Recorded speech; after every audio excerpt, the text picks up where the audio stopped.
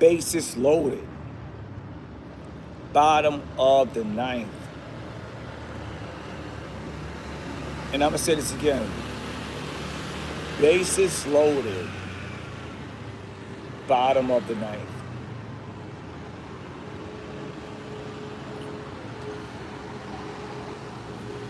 I'm going to keep this real simple.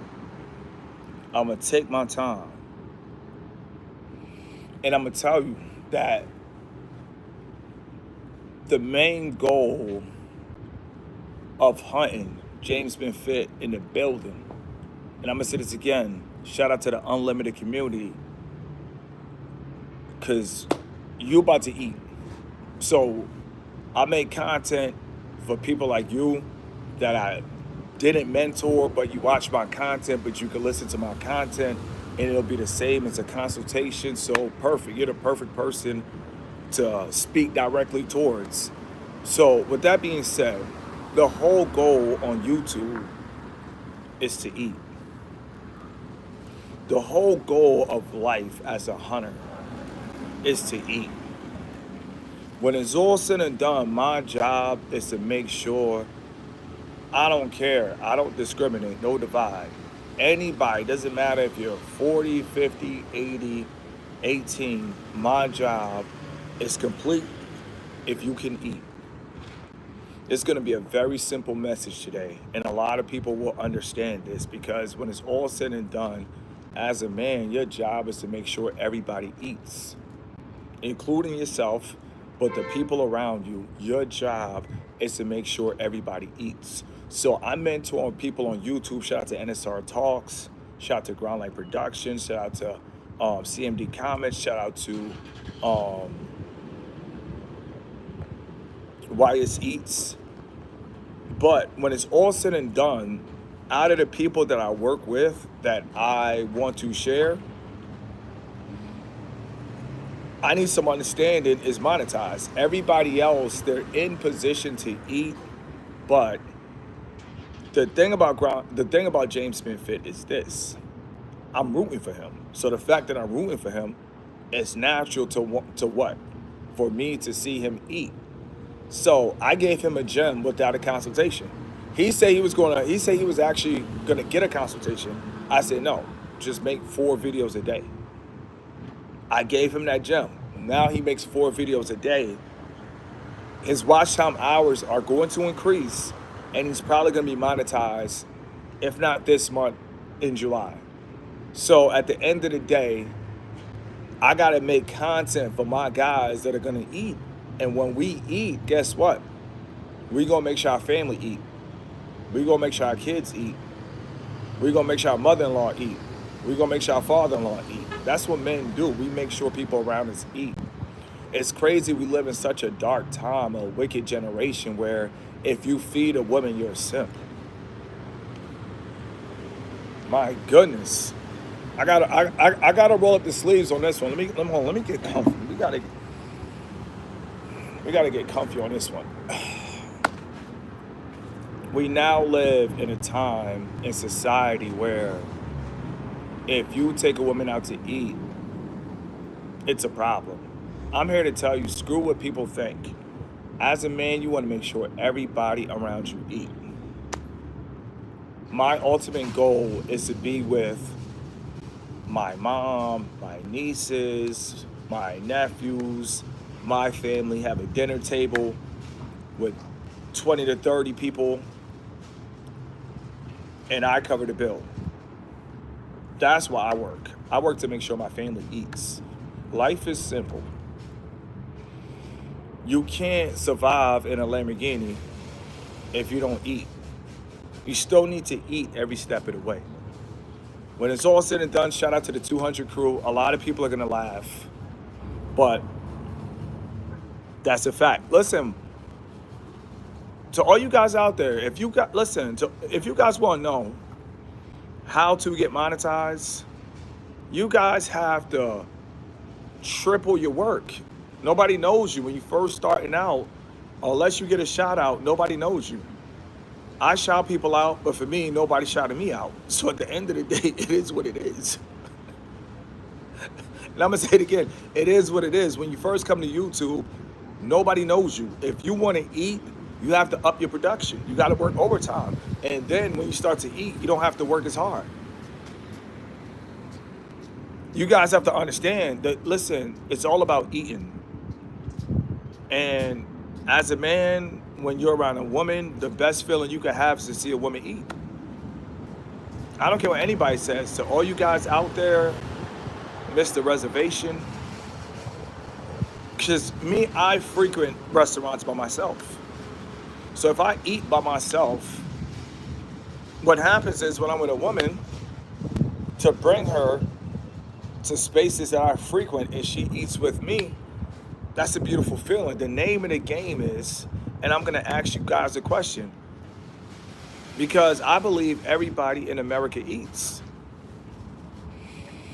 I feel that it doesn't matter if you're from the hood. I feel like food stamps, they count. You eating. I don't even know why fraternities give out turkeys. They're only giving out turkeys to people that are on food, that have food stamps. So everybody.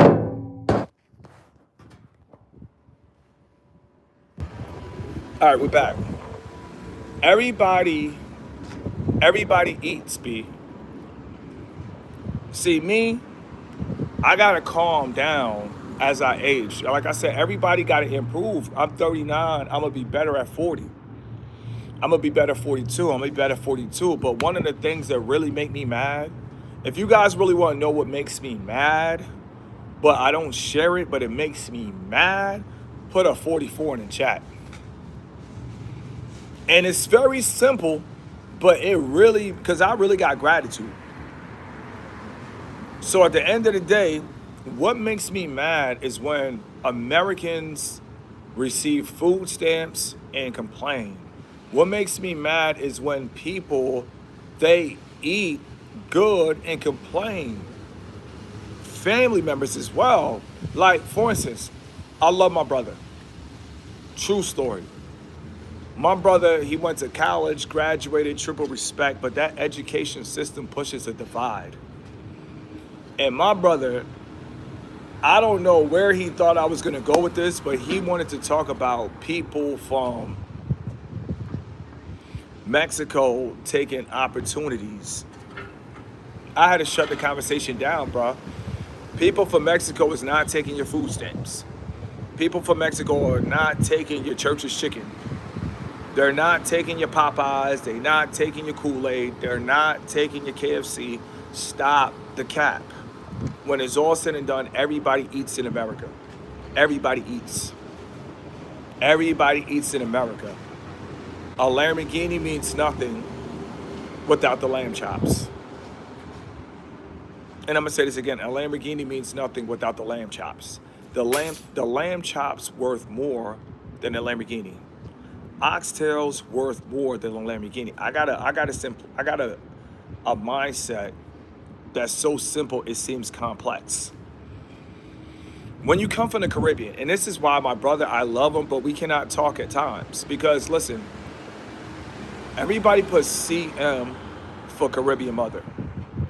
I'm not saying Caribbean mothers are different than other men, but when you have a Caribbean mother, they give the men everything that they want. If you have a Caribbean mother, you get treated like royalty even if you don't perform. Like, you get treated like royalty. Listen, my mother is always cooking. When I arrive in the islands, there is unlimited oxtail. There's unlimited curry chicken. There's unlimited goat. Caribbean men, we get treated spoiled rotten. So if he gets treated spoiled rotten, how can we ever talk about issues in America when our mother is cooking unlimited oxtail? You guys have to understand, when it's all said and done, Caribbean mothers really, I'm to the age now, I gotta tell my mother, like, Mom, relax. I'm grown now. Caribbean mothers, if you don't tell them relax, they always want to know, are you full? Are you full? Are you full? Are you full?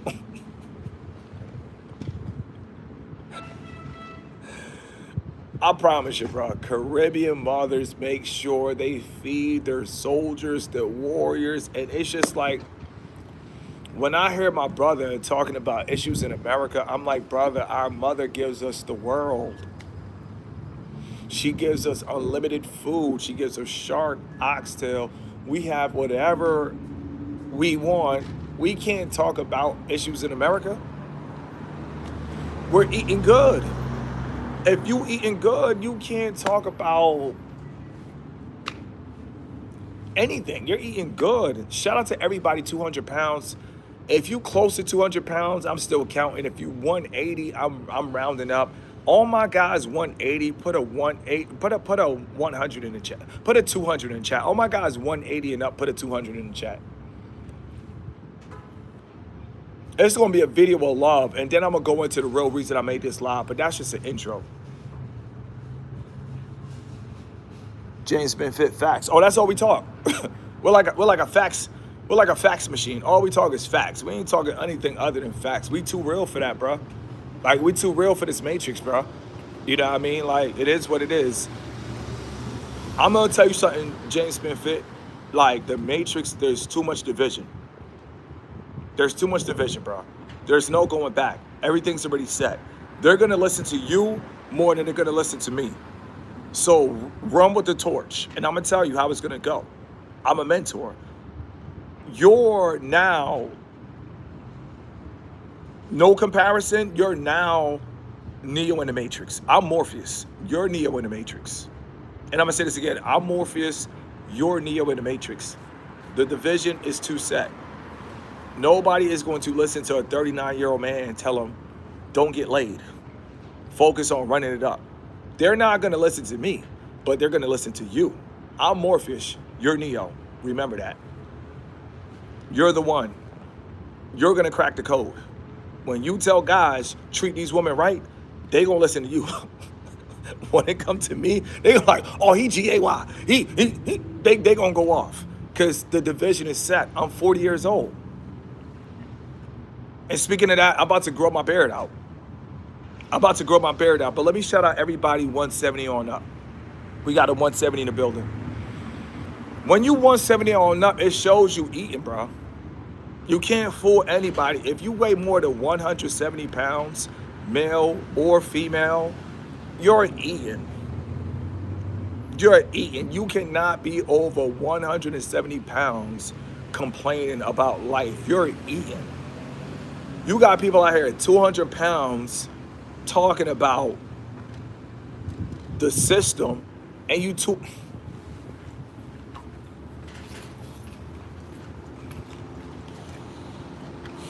I'm not gonna be long with this live, I promise you. We're only gonna be here about 40 minutes because people don't understand the beauty of life.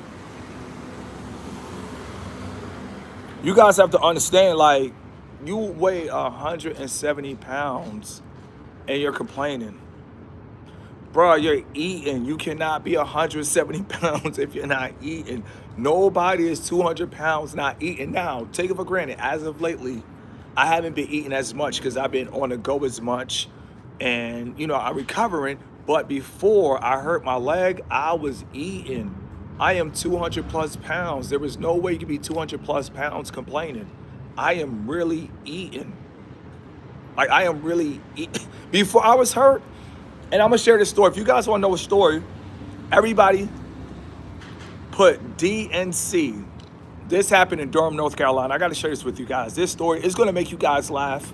So I'm gonna prepare you, I'm gonna warn you, I'm gonna try to tell you, try not to laugh, but you're gonna laugh.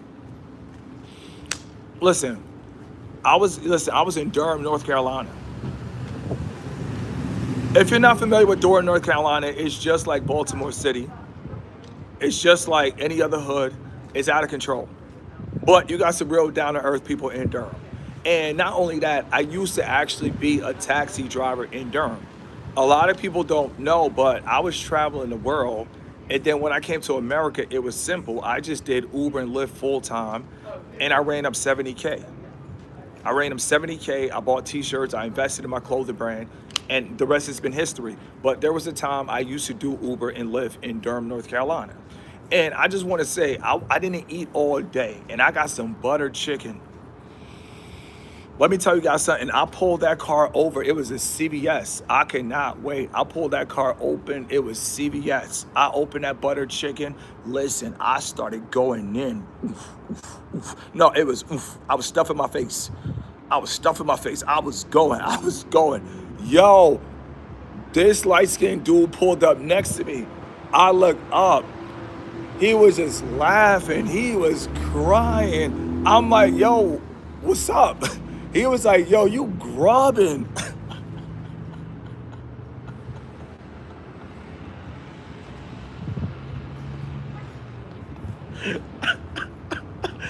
Yo, that was the funniest thing that ever happened to me in life. Yo, we shared a laugh, bro. I'm talking about my face was not coming out the plate. I was just going. I was boom, boom, boom, boom, boom, eating. Yo, I turned up. I saw a dude. He was laughing. He was like, yo, I'm telling you, it's the best feeling as a man to see other people eat, bro. It's really, it gives you joy, bro. I don't care if it's my dog. My dog, when I see my dog eat, it gives me joy. When I see other people eat, it gives me joy. I mean, it gave this man joy. This man pulled over. He pulled up on me. He was laughing. I don't know how he saw me because you had to turn down. I don't know if he just, I don't know, but he wasn't going to there. He just pulled up to start laughing at me. He thought it was hilarious. Yo, I had food all around my...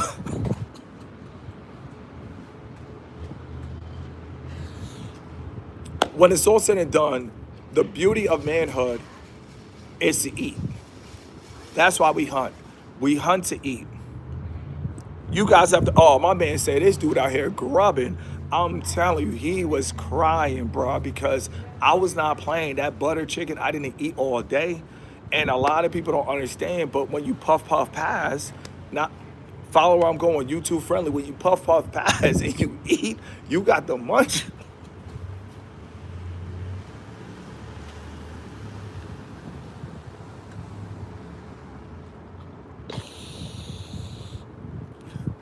Let me tell you guys another story.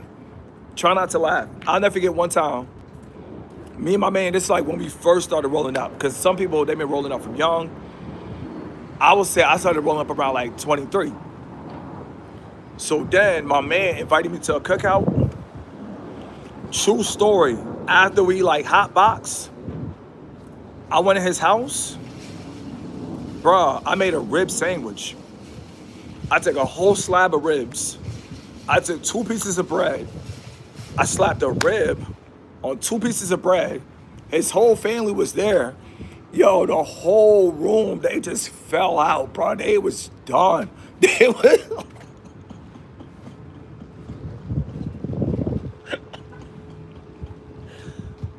I didn't know what's going on because at the time, like we used to say in Jersey, I'm cooking.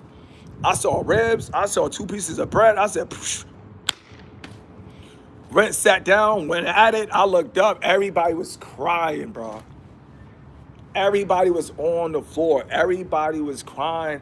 But at the end of the day, bro, I mean, it is what it is. I saw ribs. I saw bread. Put 2 and 2 together. I made a rib sandwich.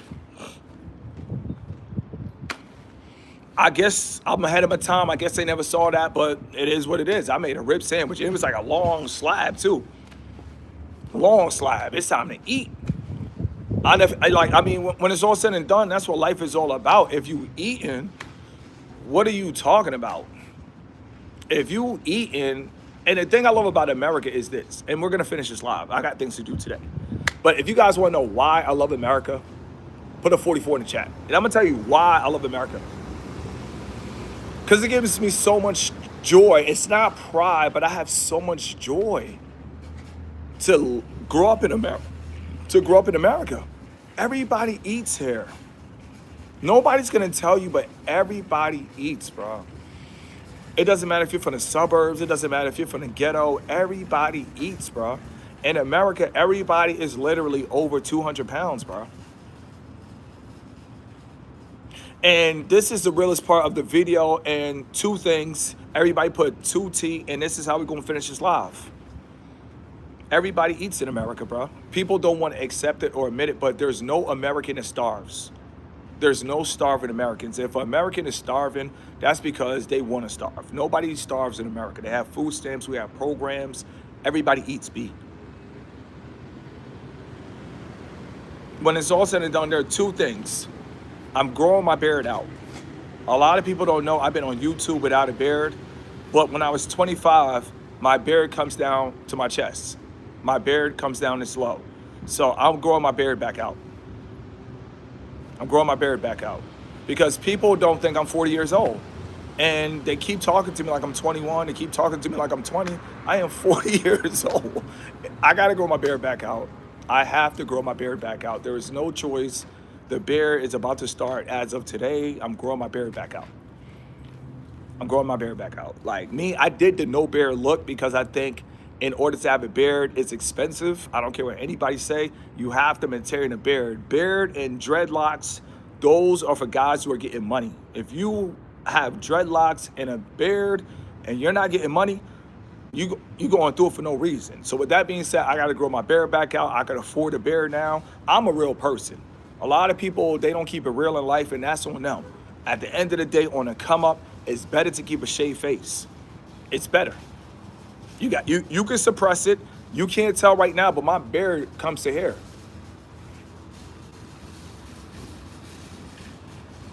Get that castor oil. Appreciate that. Thank you. Then you guys understand, when I was 25, my beard was right here. So my beard is actually suppressed. I got to let it out. I got to let it out. But with that being said, the reason I brought that up is because when I went to physical therapy, a guy, matter of fact, my guy got the beard right there in his profile picture. A lot of guys don't understand, but women love beards, bro. That's why you could tell I'm really about semen retention. And the crazy thing about not having sex, do you want to know the craziest thing about not having sex? Put a 400 in the chat. This is mind-blowing. But this is for all entrepreneurs. See, me before YouTube, I was an entrepreneur. So now that I'm on YouTube, I still have the mindset of an entrepreneur. But when it's all said and done, you guys have to understand, like, my beard literally comes down to my chest. I don't wear a beard because I don't want female attraction. A lot of people don't understand, but I'm really about this life. So what happens is I'm moving through undercover, minus the biceps. Listen, when you're 200 pounds, like I said, you cannot hide it. You were grubbing. You've been grubbing since Durham, North Carolina. You can't hide it. So what happens is I don't reveal my beard because I don't want to make women fall. You guys have to understand, when I was 25, my beard was down here. My ex used to just be at Red Lobster, they go crazy over beards. So understand that I really did what I had to do for the community. You guys have to understand, I really did what I had to do for the community. And the main thing about not having sex is this. When you tell a woman that you haven't made out with a woman in 7 years, they're not going to believe you. They're not going to believe you. They're going to think you're lying. They're not going to believe you. So you got to do it for yourself. Because nobody is going to believe that you have not been with someone for 7 years, but they're not going to believe you. So I want to share that with you guys that want to start this journey. Understand it's all for self, because there's two things that's going to happen. Yeah, they do. Oh, trust me. I used to live like that at 25. Like I said, some guys can't really grow a full beard. There's no this, no not, but my beard comes to my chest. Like, it literally drops. So my beard comes all the way down here. Like, I know people like to call me a simp, but they probably go like, he the real Santa Claus. My beard comes down here. So you guys have to understand, nobody's going to believe you. Nobody is going to believe that you went 5 years, 7 years. Nobody's going to believe you. So understand, this whole process is really for yourself and it's for your business, but nobody's going to believe you. And not only that, if you tell guys that you went 1 year, 3 years, 5 years, 7 years, or 10 years, they're going to block you. You're going to get blocked. If you talk to guys who party and go out and chase women and you tell them that you haven't made out with a woman in 5 to 7 years, they're going to block you. So understand, they will block you. So if you get blocked, that's because you told something that you should have kept to yourself. Going without intercourse, it's either you tell it to the internet or you keep it to yourself. There's a difference between the internet in real life. I'm not going to tell anybody other than my future woman what I did. But what happens is there's two things. When you meet a woman and you tell her you went 3 to 4 or 5 to 8 years without intercourse, what else is going to happen is she knows that you are holding a tsunami. You are holding a tidal wave. And a lot of women at that point will also want to go with you as well. People don't understand the level of power of retaining your seed there is. You can use it for darkness too. You can tell a woman straight up, listen, I went 7 years without getting laid. She gonna say, what? Date's over. Over. Just straight over. You went, what? Ain't no dudes walking around in a dating game that went 365 days. That was my gift to the world. Before I started YouTube, before I told people about the Urus, I told people about God, and I told people about going 365 days. There is no man in this generation that is actively dating that could go 365 days. So to all you guys that went 1, 2, 3, that's your invisible belt. It will never be seen. You cannot reveal it. You are a superhero. In this generation, guys cannot go 3 months without a woman. They cannot go 3 months. And it's two things that can happen to guys that start this journey. Once they go back to women, they could go back and turn into pimps. I met a guy that went 4 or 5 years.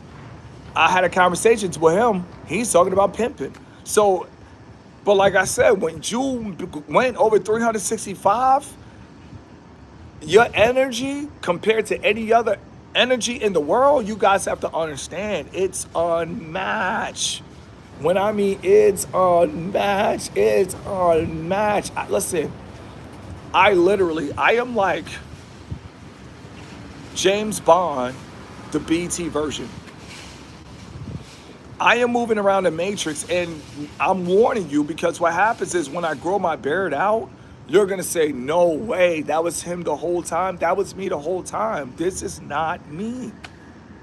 This is not me. My beard comes down to here. I have a Santa Claus beard. It goes vroom and it goes vroom.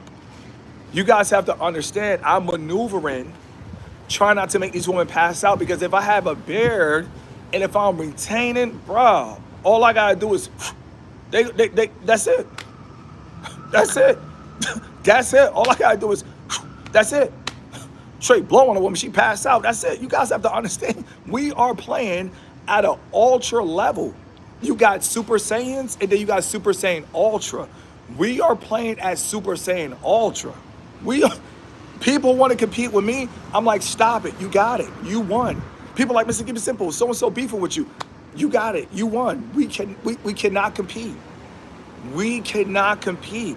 Because if you compete with me and I'm just making women faint, you're going to be like, what? He got to be dark. I'm telling you, it's not darkness. I'm not a part of the D9, but I can make a woman faint. You guys don't understand. Shout out to my man Gregor Morris to the building. I'm on 500 days of semen retention. You can tell that to me, but you can't tell that to nobody. If you tell that to somebody, you now become the enemy, public enemy number 1. Everybody put PE1. You guys have to understand, I'm public enemy number 1 for telling guys to get established first. I'm public enemy number 1 for telling guys to don't get laid. I'm public enemy number 1.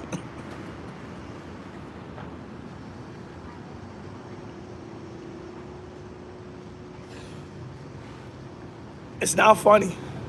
But you guys have to understand, I am public enemy number 1.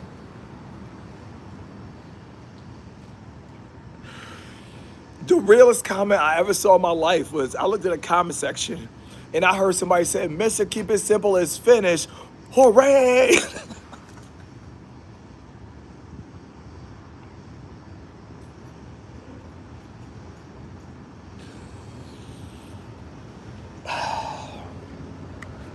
You guys have to understand, once people find out you going A year without sex, you are now public enemy number one. Once they figure out you going 2 years, oh hell no, because they so competitive. They like he's better than me, and you're not even competing with them. But the competition in them now makes them violent. You gotta understand, these guys do not like men who actually take pride in keeping a seed. They can't stand us. Let me tell you guys something. True story. I was in Vancouver, Canada. These guys thought I was cool. They thought I was the coolest thing walking. They bought me drinks, everything. They thought I was cool. One guy, he was like 24. And he was like, he kept telling his other friend, because he couldn't even afford it. So he kept telling his other friend, let's go half on the bottle, let's get a table, let's get a table. All these girls like his guys with tables. And I told him, I said, you don't want to come to the club to find a woman.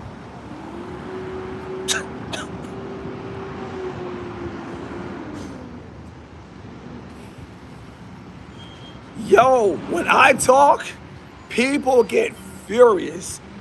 Now, the cool thing about me is the people that get me, they love me. It's agape love.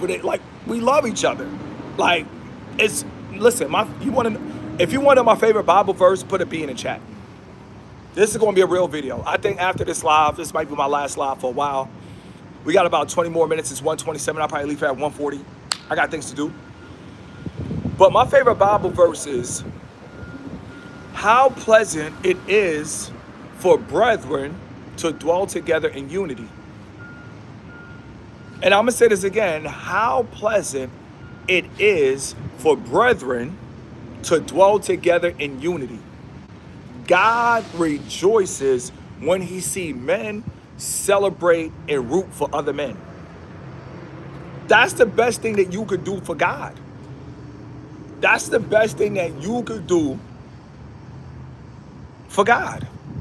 You celebrate with other brethren, and it's a beautiful sight. You guys have to understand. When I root for James Ben Fit, I'm rooting for James Ben Fit like I root for myself. That's beautiful to see. When it comes to I need some understanding, it's about to be at 15K. So if you see me right now on edge, I'm not even on edge for myself. I'm on edge because I need some understanding. I'm a subscriber. I'm a content creator and I'm a subscriber. At the end of the day, I need some understanding right now is at 14.8. This man hasn't even been on YouTube for 8 months. Right now, I'm at that 15,000 subscriber mark, and I'm literally, I need some understanding. See, there's a difference between rooting for somebody and D-riding. A lot of these guys that are D-riding, they just D-riding because somebody got money. They don't care about the morals, the character, the principles. They just like, wow, he got a Rolls Royce, but he kills people. It doesn't matter. He got a Rolls Royce. That's D-riding. You don't even know why you really like somebody. You just like the money. But when you rooting for somebody, it's like, go, go, go, go, go, go. You see somebody running. You see somebody coming home. You're like, go, go. That's what God wants to see. That's what makes God rejoice. God don't want to see people beefing. Now, with that being said, speaking of beef, be honest with me, guys. I've been on YouTube for 5 years. Do you think I have YouTube beef? If you don't think I have YouTube beef, put a -100. If you think I have YouTube beef, keep it 1,000 with me. Keep it 1,000. I want to know, and I'm going to tell you guys what I think, because like I said, men don't beef. And I'm going to say this again, men do not beef. Boys beef. Entertainers beef. Record labels beef to sell music. But we're not rappers. I'm going to tell you something, for real. You guys have to understand. People who don't like me, I'm still rooting for them. People don't have my mindset, but if you don't like me, I'm still rooting for you. Some people can't fathom that. Like, how could you root for somebody who tear you down. Easy. I want to see him eat. I want to see my so-called ops. I want to see them eat. I don't want to see a person that doesn't like me. I don't want to see them leave this earth because of starvation.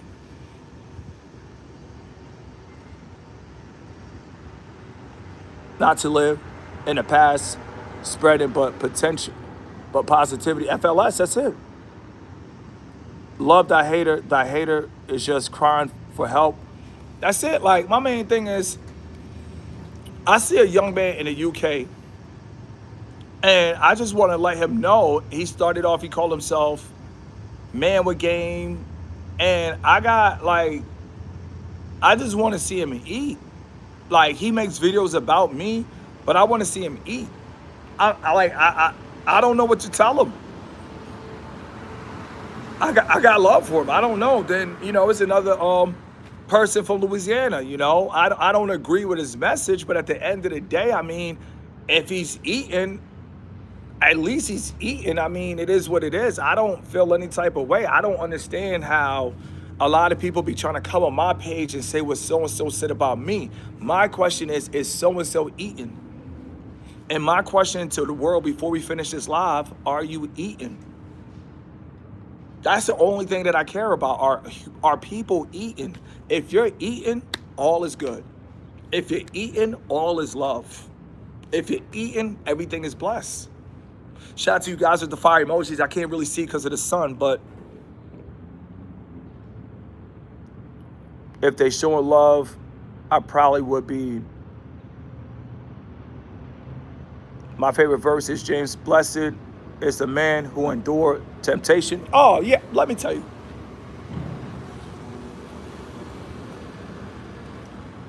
I want to get it in every second to the second. I want every woman in the world. But what happens is, well, you have a new mindset and you're trying to do big things, you realize that will destroy where you're going. So on this journey, always tell yourself you can't afford mistakes. And I'm gonna say this again, you can't afford mistakes. When I was doing this live, I saw a woman with red hair and she had a bubble. If I was 24, I would have left this live. I got 3 cell phones. I would have kept y'all up here. I would have went got the number on the low. I would have came back to the live. I would have multitasked. At the end of the day, temptation is in your mind. Temptation is not real. If you don't have any property, you should not address a woman. And I'm gonna say this again. I'm gonna sip on this latte.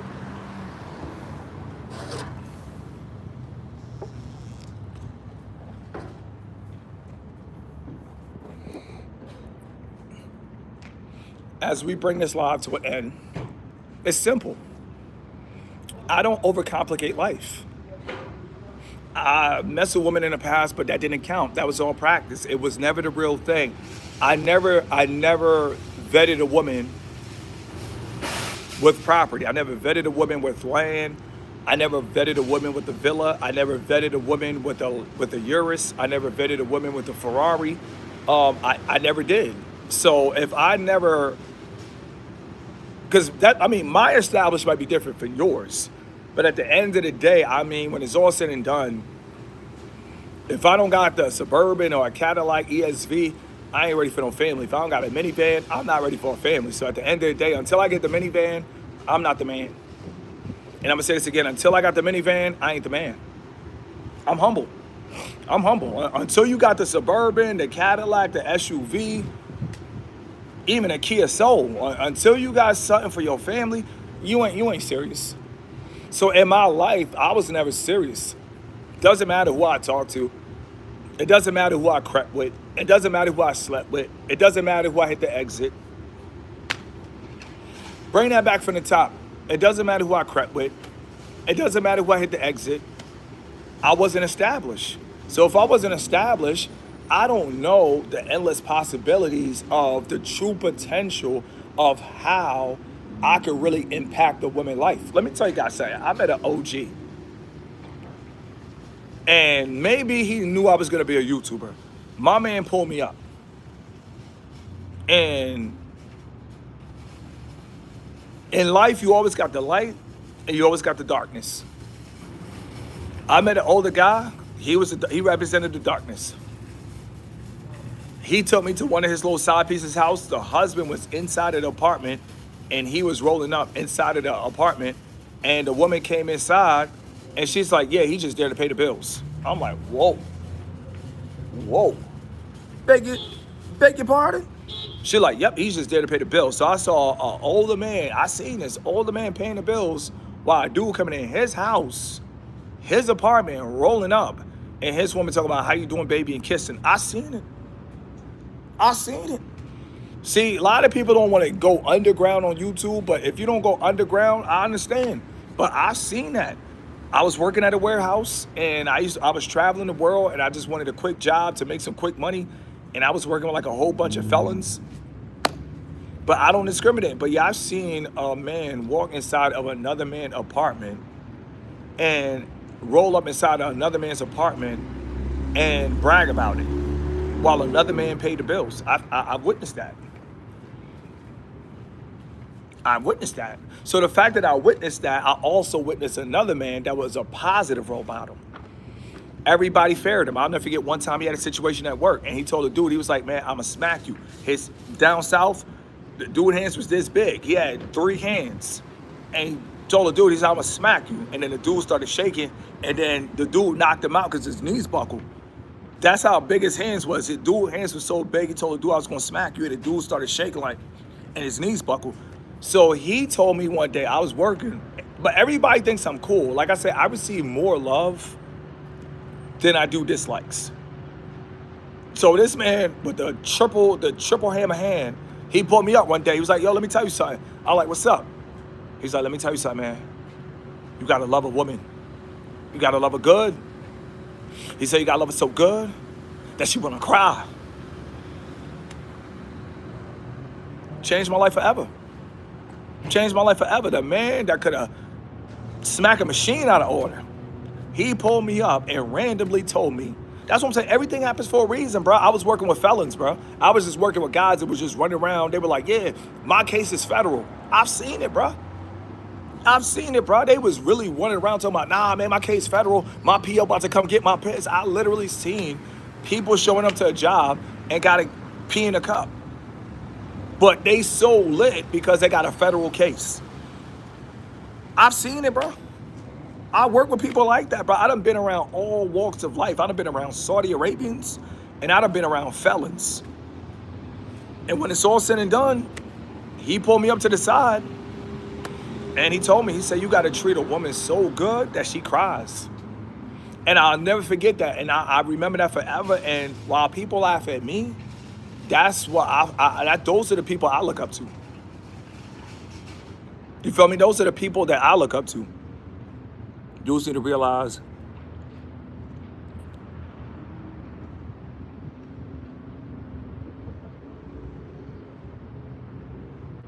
I'm telling you, man. I'm telling you, I'm gonna finish this live, but you guys have to understand, man. You should love a woman so good to the point that she cries, because a lot of women never been loved, bro. I mean, when I look at my little nieces right now, her father in jail, her mother running around, and these kids are about to go to the States. So some girls, they never been loved. So as a man, you got to understand that. So if you meet a woman, understand you want her for her body, her curves, but you don't know what she's been through. You don't know what she experienced. But a lot of guys, they don't care about the woman, so you don't care to get to know the woman. You feel me? Like the realest things you could ever ask a woman, just ask her, how was your childhood? Did you receive love? How did the men in your life treat you? How did your mother treat you? And then when you get to know a person, it's 10 times better than you get rushing in to anything. Get to know people first. Ask, did you receive love? That's the only thing that matters. Ask, did you eat good? Some people ate good. Some people had barbecue after barbecue after barbecue. One thing that I can say I love about the South, everybody down South eats good. Everybody cooks out, everybody grills. Cookouts are real down South. It's even real in Baltimore City. I mean, people still might get shot, but even Baltimore City, they do cookouts. The right woman, of course. Well, the thing is, you don't know. Like I said, every woman that's walking the street, you don't know them. Louisiana love. Listen, it's real, bro. And speaking of down south, Louisiana is just like Baltimore. At the end of the day, it's one and the same. Matter of fact, they're both known for seafood. People down south, they eat. And I feel like that's the only thing that matters. Just ask a woman, did you eat good? Was your love good? Two things. That's all you need to know. That's the only thing you need to know about a woman in her past. And if she didn't eat good and if she wasn't loved good, ask her, do you want to eat good? Do you want to be loved good? It's simple. And that's how we're going to finish this live. Let that sink in. Pump up the volume. Pump up the volume. Two things. Keep it simple. Did you eat good? Was your love good? And if you wasn't loved good and you didn't eat good, do you want to be loved? And do you want to eat good? Because they still got to want it. You cannot want for others what they don't want. That's what you guys have to understand. They also be really cool and supportive. And listen, let me tell you guys something. James Smith Fit said something real. And James Smith Fit is actually, he retired me. After James Smith, after he got 1K views, I'm actually about to move to the beach in about 2 months. So I'm actually on the way to the beach. So the new CEO of Treating Women Good is in the building. And the new CEO said they also be really cool and supportive in Louisiana. That's everywhere, bro. Everywhere. If you are a man and you treat a woman good, the love goes international. You could go to Switzerland, you could go to Sweden, you could go to Finland, Iceland, even Louisiana, and you're never gonna have problems with women because you have love in your heart. It starts with the heart. The hard work is the hard work. If you have love for all women, 31 flavors, and you treat all women good, and if you treat all women with respect, you will get the same treatment all over the world. And that's how we're gonna finish this live. But it feels natural to say in Louisiana. But let me tell you guys something. This is international for us. See, we think international. We think global. I don't care what anybody says. Entrepreneurs, we think global. We have a different mindset. When you think global, you think bigger picture. At the end of the day, doesn't matter where you're at, you will always receive love. I receive love so much here in Phoenix. I can't even tell you, bro. I can't even tell you, bro. I receive so much love in Phoenix. And I know I'm not promoting SCX, but sometimes, and I got to stop doing this. I got to tell myself stop doing it. But sometimes, bro, sometimes women just come up to me and start kissing me, bro. I got to stop doing it because you just like, I don't really know these women. But sometimes some women, they just come up to me and they just start kissing me. Like,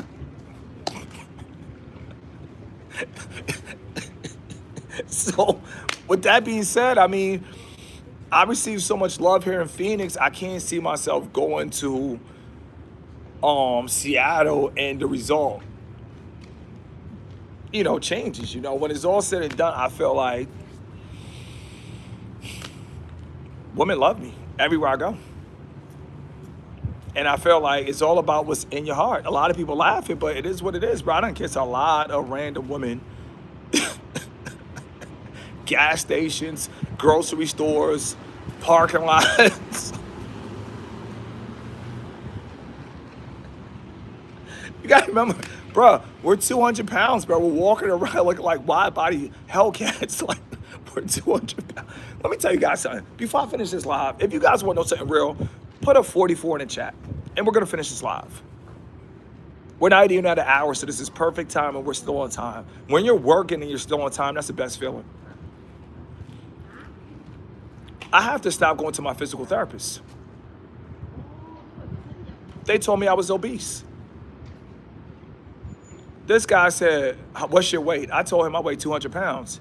He said, you're 5'7", 200 pounds? He said, that's technically obesity.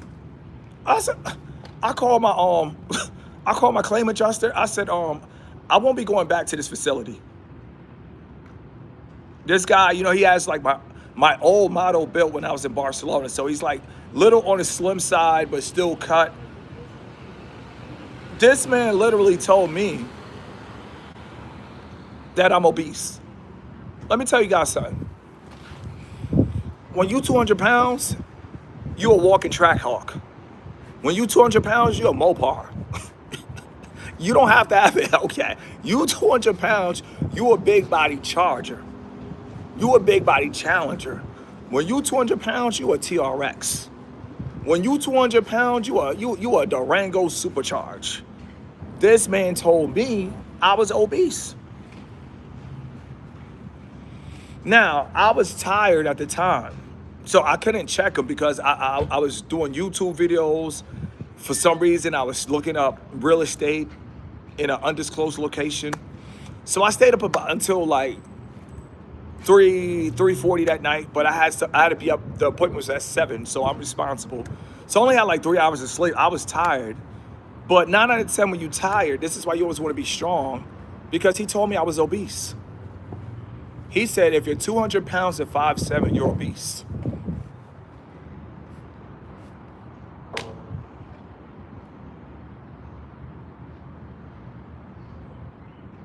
When I was growing up, it's more to the story. If you want to know more to the story, put the 200 in the chat. I'm going to tell you, it's more to the story. It's more to the story. And you guys are going to say, no way, you lived a cool life. You lived a cool life. Now, my older cousin that I looked up to, he was in New Jersey. He used to be skinny just like me. And, you know, he was in the streets. So it's really big for your presence that you be big. So what happened is he was 250 and he was 5'9". But if you 5'9", 5'7", it's kind of like one and the same. But now he's 250. And he used to call himself, he was light skinned, he could fight. He used to call himself a silverback. Bro, this dude had 8 kids, bro. If I'm wrong, it may be 7. But the dude has 8 kids, bro. He used to call himself a silverback. You guys have to understand, my man was light skinned. He was 260, 5'9". Baby moms from all over the world, from Colombia, from New Jersey, from Singapore, baby moms all over the world. He was 260 pounds, and he walked around and called himself a silverback. And when I used to come around him, at the time I was skinny, and I was wearing 8-ball jackets, and my 8-ball jackets were sliding off. My man always used to walk around. He's like, you need to get your weight up. You need to get your weight up. That's all he used to tell me, bro. He always used to tell me, he used to body slam me. Every time I saw him, he used to just pick me up like Zangief off a Street Fighter. And he used to be like, ah, ah, ah, ah. And then he had a brother. He was wilder than him. And he was 200, and he was 280 pounds. And he was 5'5". And every time he saw me, and they're from Irvington, New Jersey, so they're just naturally rough because they have to be. They're in a different environment. But he is 5'5", 280, and they always wanted to wrestle. So my whole life, I just always been around guys that were 200 plus pounds, and women were fighting for them. Now, the description of 2 of my cousins, one was a pretty boy. The one that was 5'9", 250, he was a pretty boy. Light skin, pretty boy.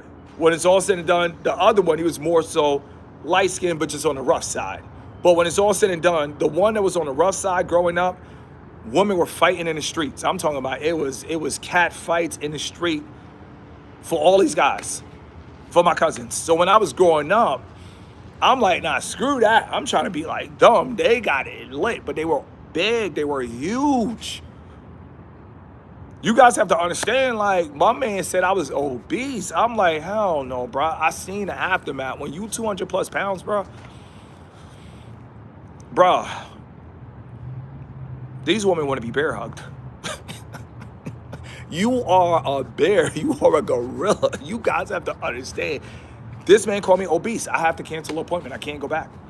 I will not take disrespect. I'm 5'7", and my goal is to at least get to 230. But if I can, I want to get to 260. That's my goal. 5'7", 260. I'm going to try to do it as natural as possible, but that's my goal. I'm not playing, bro. The goal is to look like an unfiltered gorilla. When you look like an unfiltered gorilla, all these little women walking around skinny, doesn't matter. They can be 7'4". At the end of the day, you don't think a woman 7'4" don't want to be just grab her legs, throw on her back. She's 7'4". At the end of the day, just,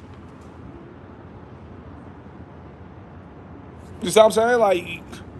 Like, let's be serious, guys. Get your weight up.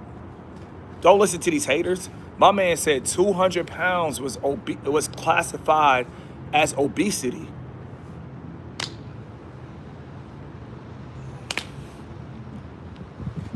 That's how we gonna finish this live. We rock for an hour, 5 minutes. I wanted to share that with you guys because you gotta eat. My cousin always used to tell me, you gotta eat, you gotta eat. He was like, eat, because he was skinny. So when he got big, nobody used to mess with him. But when he was skinny, everybody used to pick on him.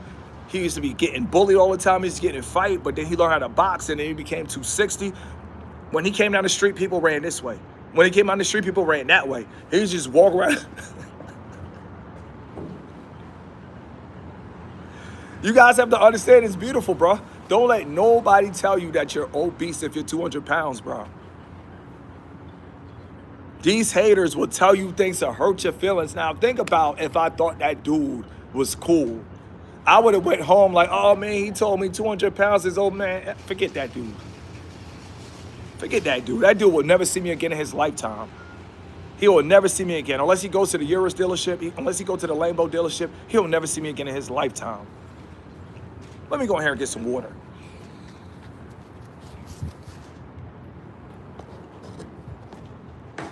Dude gonna tell me I'm obese because you 5'7" and you 200 pounds. He looked at the chart. He's like, you 5'7"?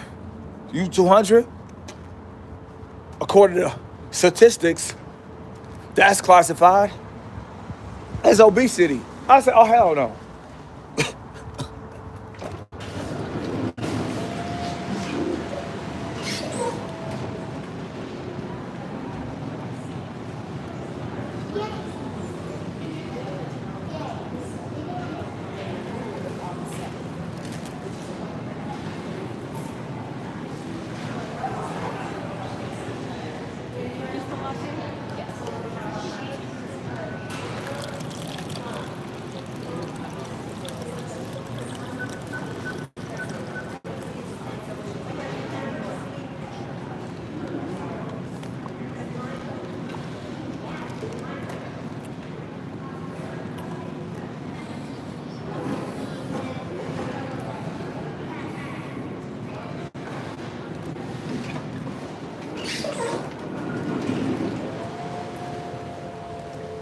Man, when you rock a lot for an hour, you get that water, you just gotta let it breathe. I promise you gotta let it breathe. But you guys have to understand, man. 200 pounds, don't let people tell you that you're obese.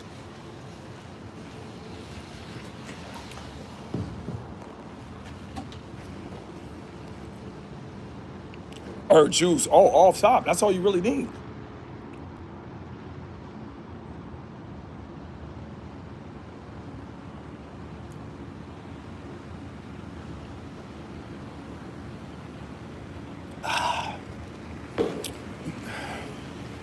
Drink it like a gorilla. Get it on down. But with that being said, we got more videos dropping on the way. Thank you guys for tuning in. Let it breathe. Remember, don't listen to people. Know what you want out of life. And remember, as long as you're eating, you're good. That's what life's all about. Just make sure you're eating. And as long as you're eating, never focus on competing. Focus on eating. Real men, we just want to see you eat. A lot of people that still have the mindset of a boy, they want to compete. There's no competition. I want to see everybody eat. When I mean everybody, everybody eat. I want to be 190 ripped. You can do it. It's up to you. All you got to do is your diet. That's it. Your diet is key. No matter, even though I was sick, I was still eating salmon. Even though my leg was hurt, I was still eating chicken. When it's all said and done, listen, it's simple. Do you want to know what to eat to get lean? Put a 44 in the chat and I got you.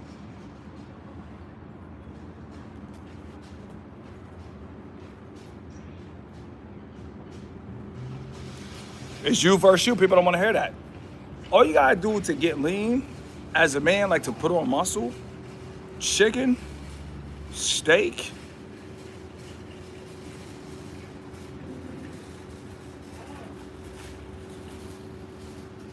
fruits. It's not hard. It's not hard. Like you eat steak by itself, it keeps you lean. Ground beef, all that stuff, rice, chicken, ground beef, all that. Like the funniest thing about, do you guys want to know the funniest thing about actually creating a good physique? If you guys want to know the funniest thing, and it's hilarious. Matter of fact, just put an H in the chat for hilarious. If you want to know something about actually having a good physique that's hilarious, put an H in the chat. You guys are not going to believe it. This is why it's so easy to be successful. It's easy to be successful because it's cheaper to be lean and muscular. And let's take a walk. I got to throw this cup away. So come and walk with me. Talk to me like we're having a conversation. You guys have to understand, when it comes to actually getting big, all you need is just chicken.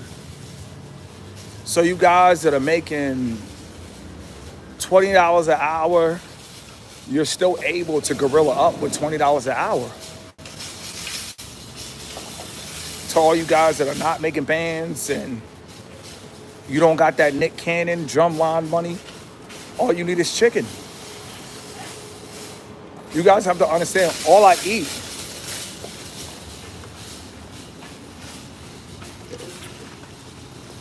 let's have a conversation. All I eat is chicken. Hold on, let me fix my glasses, get my hat. All I eat is chicken, bro. Chicken and tacos. That ground beef, that's gonna get you right. And I'm gonna say this again, chicken, red meat, stuff that you could buy for the low, that's gonna get you right, bro. I'm telling you, bro. Getting buff is easy, bro. That's why a lot of guys that are smart, like myself and James Been Fit, we work on getting buff first and then the money comes. A lot of people don't get it. The easiest formula, if you guys want to know the easiest formula, put a 200 in the chat. Everybody did it. It's the easiest formula in the world. And guys don't get it. They talk about one day, 190 is 200. If you're 190, you're 200. Especially when you lean down. If you're 200, you're going to lean sometimes more. 197. Stop it, bro. Stop it, bro. I got the hardest job in the world, bro. As a 40-year-old man, I'm rounding up. I'm 39, but I turned 40 this year. I got the hardest job in the world, bro. Because people be saying stuff to me, and I change. If he would have said that 2 years ago, I would have blocked him, and I would have threw my cell phone on the ground. I would have broke my cell phone, and I would have told you guys I got 3 cell phones.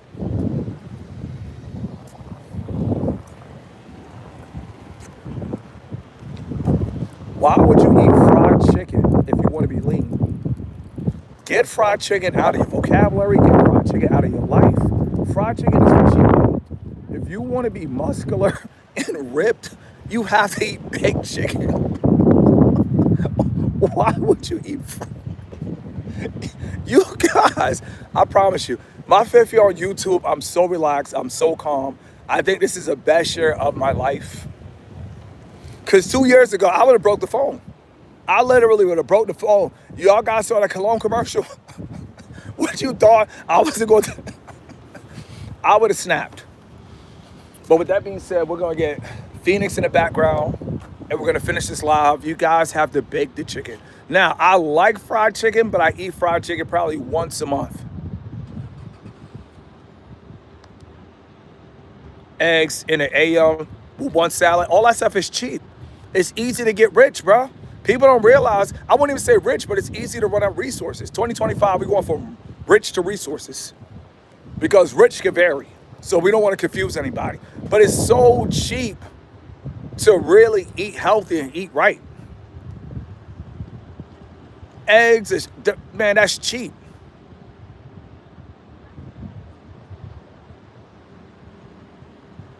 Fried chicken is a cheat meal. Yeah, fried chicken is a cheat meal, bro. Listen, if you really want to stand in front of a TRX with your shirt off, if you really want to stand in front of a Lamborghini and look like a statue, you can't be out here eating fried chicken, bro. It's not going to happen, bro.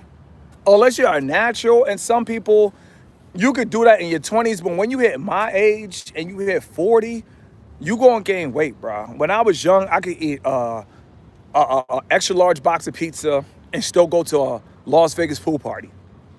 When you hit 40, you're not doing that, bro. When you age, you will gain weight. You try, like the phrase go, F around and find out. Once you age, you're not gonna be 40 eating whole boxes of pizza thinking you're going to a Las Vegas pool party. You're gonna get kicked out of the pool party, but you're not going to the pool party. But when you're in your 20s, see, the beauty is you got a higher metabolism. And some people still got it, but 9 out of 10, if you're in your 20s, you could get away with looking like a Super Saiyan, eating some nonsense. At 40, if you eat fried chicken, you're gonna be talking about you're gonna be a fitness influencer in a casket. You ain't never gonna be a fitness influencer. You will never do anything in a fitness game if you're 40 eating fried. When you're in your 20s, you could do some nonsense. You could eat, you could have a strawberry sundae. You grandma house eating.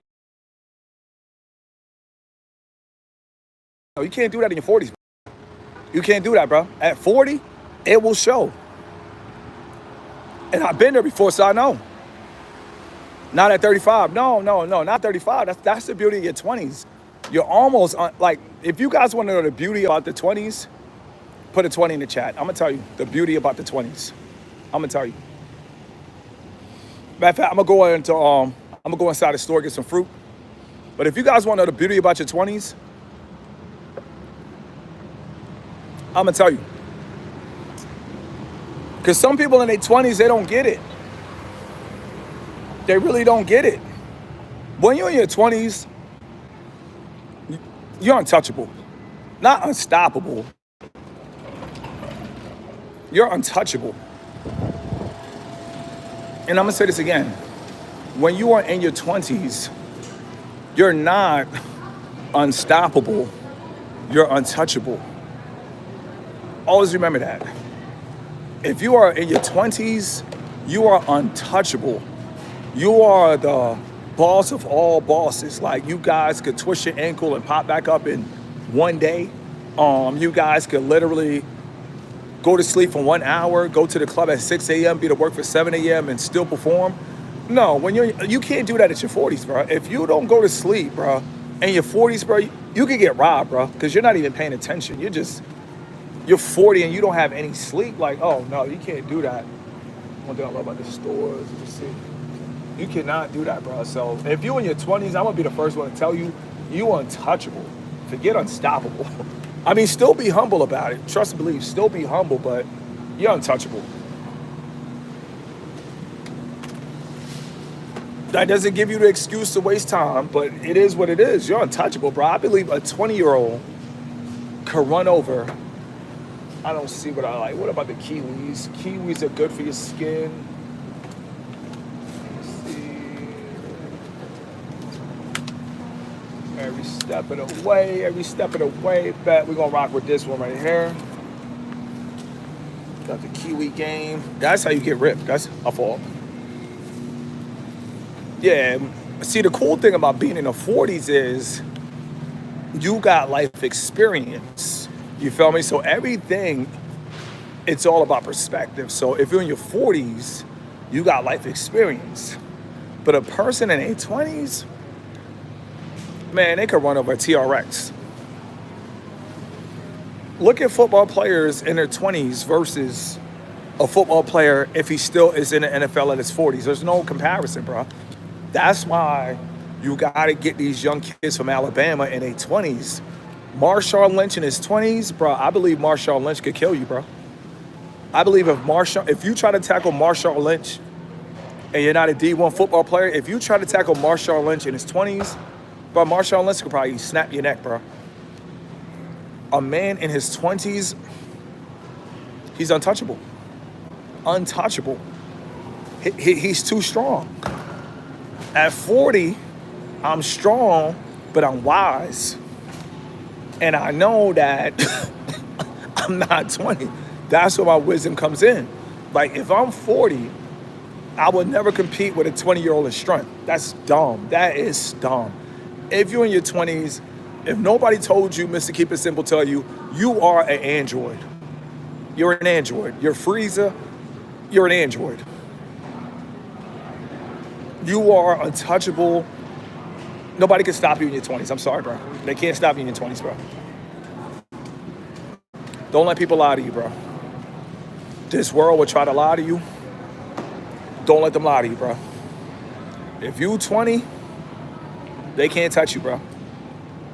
You don't even have to dodge anything. Nobody can touch you in your 20s, bro. All you gotta do is just make sure that you stay alive. That's the key. Stay alive, but like the song said, they ain't got nothing on you.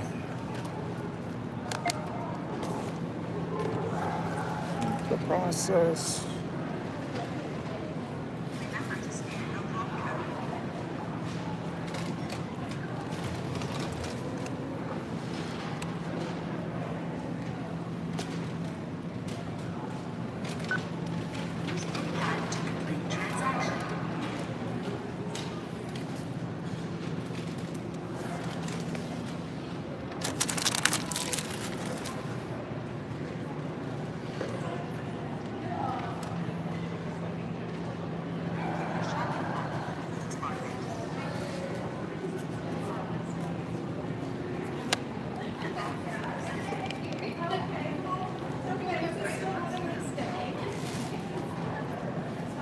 About to share a moment.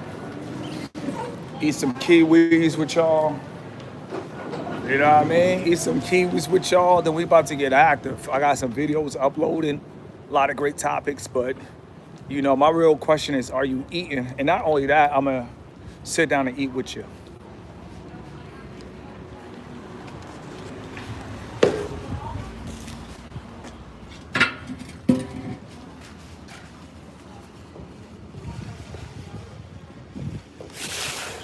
That's the only question is, are you eating?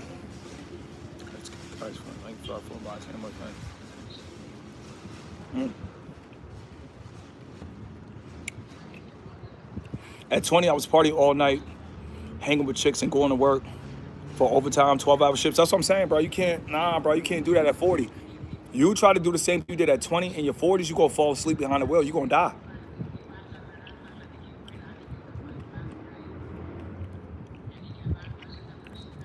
You're gonna die. I'm telling you right now, you're gonna die.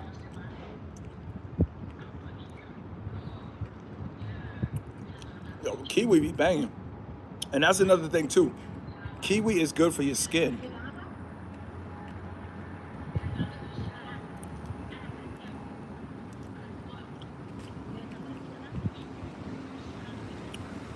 So this is my routine.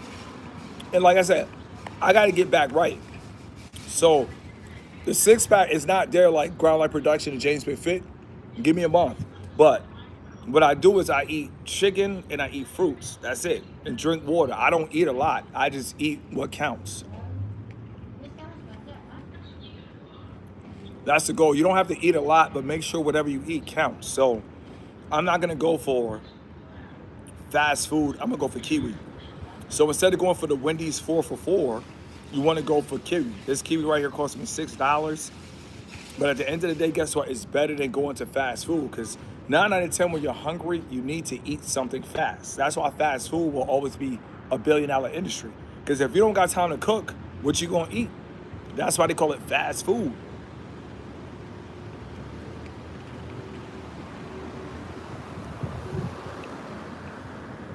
You didn't try Berry Divine in Phoenix? So good. I'm gonna try that out. Thank you. Berry Divine, that's easy to remember.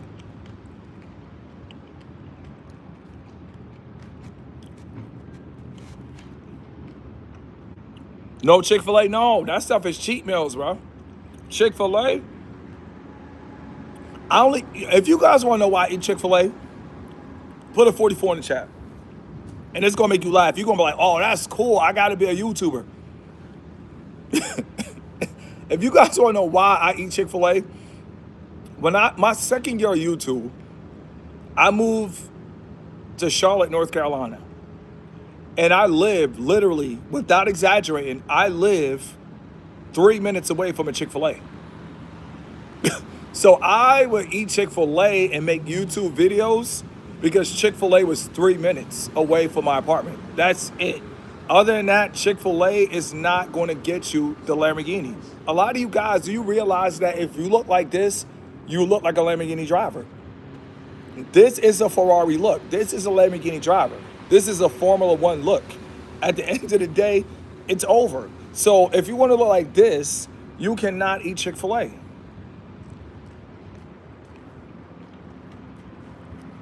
Oh no.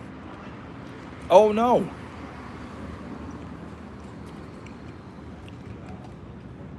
I do cheat meals. My cheat meals are pizza. That's my cheat meal, pizza. And I don't even do it a lot. Anything that's a cheat meal, I tend to do probably once a month. But Jack in the Box,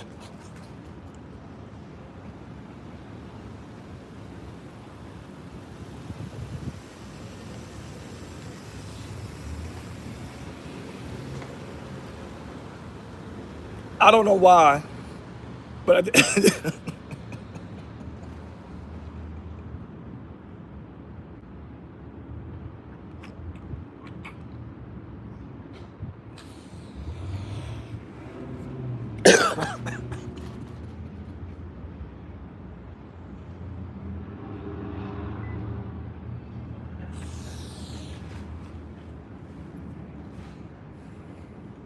I got respect. I don't want to laugh in your face,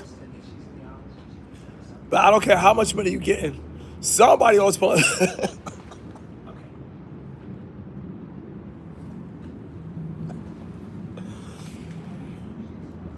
Somebody else pulling up to Jack in the Box. I had to. I'm sorry, bro. But yeah, Jack in the Box.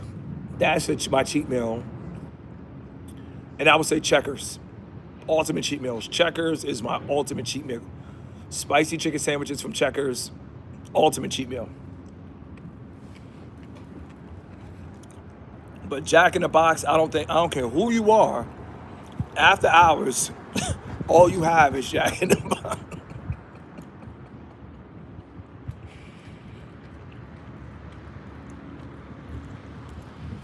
Kiwi is great for the soul and it's good for the skin. A lot of people don't understand, but I'm about to grow my beard out. If you're new to the live, I'm growing my beard out because a lot of people keep thinking I'm in my 20s and I don't like it. I don't like it. It's time to have that full. And I'm not saying to have a beard, you look like a grown man, but no, it's time that I let the lion beard come out because I can't take this. I had a dude that was like 24 tell me 200 pounds is obese. Oh, who are you talking to? You were probably born in 2003.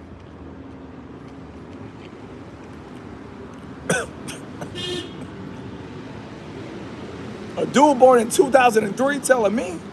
Oh no.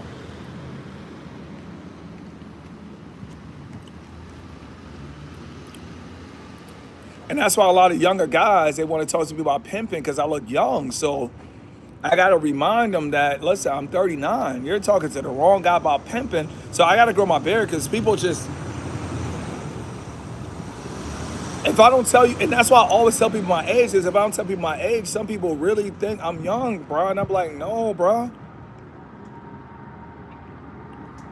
Me too. I'm telling you, now I got to grow mine out. Like starting today, I'm not shaving anymore, bro. It's over, bro. I'm not shaving.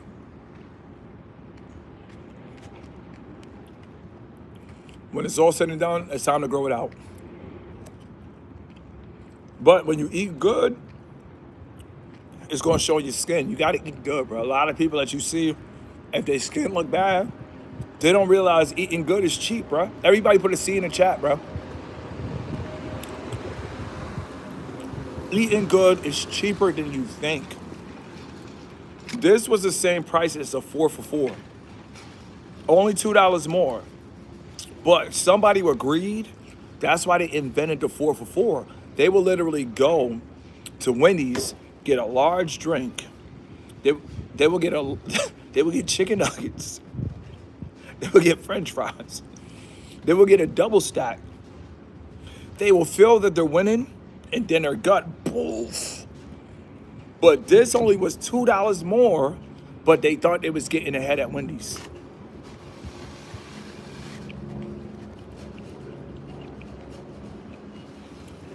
"39 years ain't old." Well, everybody put an M because that's how it is. See, people don't realize the timeline of life. When you're 40 years old, you're in the middle. You're not young, but you're not old. You're just in the middle. It's the best age to talk to women because when you're 40 and you take care of yourself, you could literally, you're good in your own decade. Of course, if I meet a woman that's 40 years old, of course, she'll look at me like, wow, 40, no kids. She'll probably call her friends, 555, 55, 55, 55. You won't believe what? I ran into a guy, he's in shape. He's 40, and girl, you won't believe what? He got no kids. He got no kids.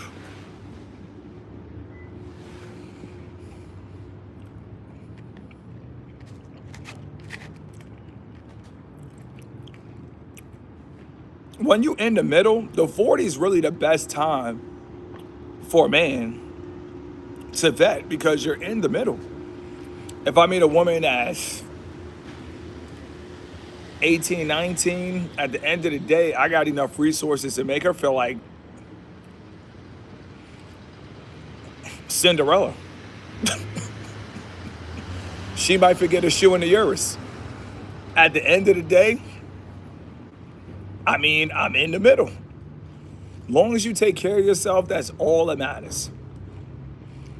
If I want to approach or if I want to talk to a woman that's in my 50s, oh, that's like a sniper. Easy.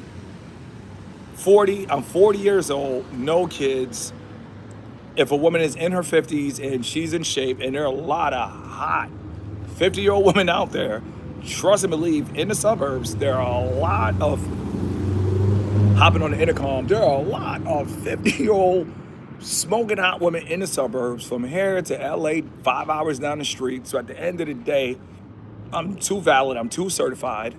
Woman in her 60s, oh man, I will be a walking dream, but they're still hot in her 60s.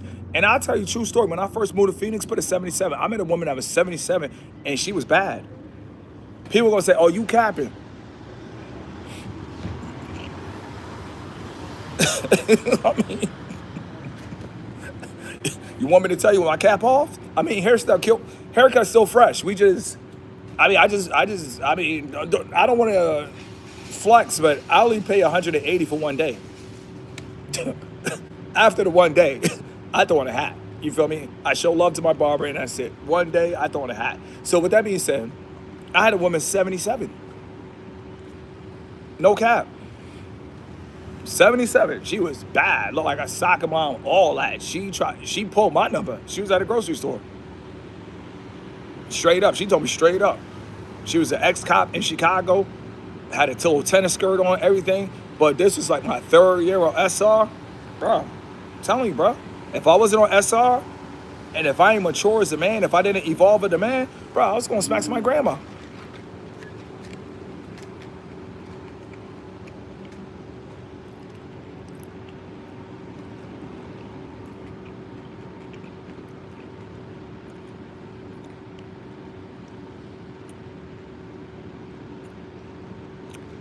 Look like Martha Stewart. No. She was bad.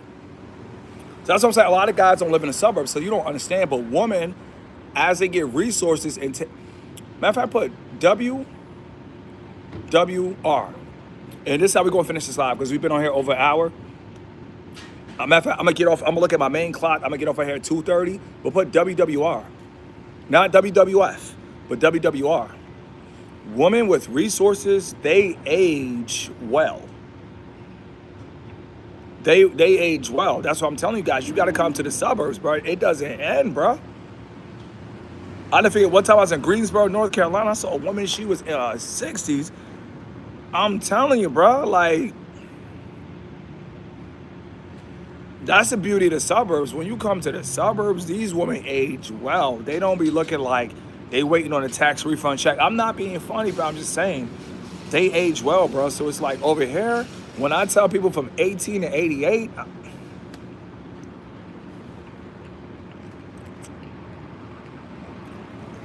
now I forget that. No divide from 18 to 18 to 118. I have options, bro. And before we finish this last Kiwi, I want you guys to understand that, bro. When you're in your 40s, so if you're in your 20s now and you're not ready to settle down, don't even care, bro.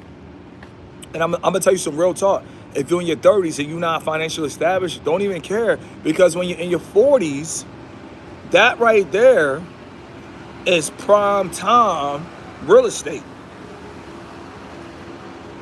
Matter of fact, I saw Deion Sanders doing an interview. And it's crazy because when I go to Atlanta, people got jokes. Everybody always say I look like Deion Sanders in Atlanta. But with that being said, when I was in Atlanta, you guys have to understand, it's real, bro. It is real, bro. As a man in the middle in his 40s, you have serious range. And I saw Deion Sanders doing an interview. And this woman told Deion Sanders, she said, I got a new flavor now. Deion Sanders said, what's that? She said, milk chocolate. You guys have to understand, Deion Sanders literally is in his 40s, if not 50s, because I think Deion is a little bit older than me. Deion's still winning, bro. As a man, the game never ends. And I'm gonna say this again before I finish this live. They want you to give up because you only got one subscriber. Bro, it doesn't matter when you start, bro. As a man, the game never ends. We got 7 more minutes. We vibing with the people.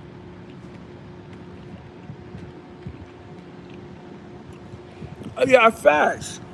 Why would you waste your youth with pointless bang bang when you could just wait till you're established, get in your 30s, your 40s, and then go crazy? Don't wait. Don't. I think peer pressure is real for men. But if we really love men, we need to tell men, become established first. It's going to be better if you become established first. For people who don't love men, like dating coaches, they tell guys, date right now. You don't want to date right now. You want to get established first, and then you vet. You never want to date. Take your time. Don't let anybody rush you into anything in life that you're not ready for. Peer pressure is real. And that's why a lot of people do things, because if they friends have kids, they feel like, oh, now I got to have a kid because my friend have a kid. Somebody say facts. I mean, bro, I like to keep it real, bro. I don't like to make content that's not real. Haste make waste. Yeah, tell that to your 20-year-old friends. Matter of fact, haste make waste. With a topic like that, why don't you have a YouTube channel? This is what I'm talking about. This is what pisses me off on YouTube. People with logic like this with no pro. Listen, before I finish this live, what's his name?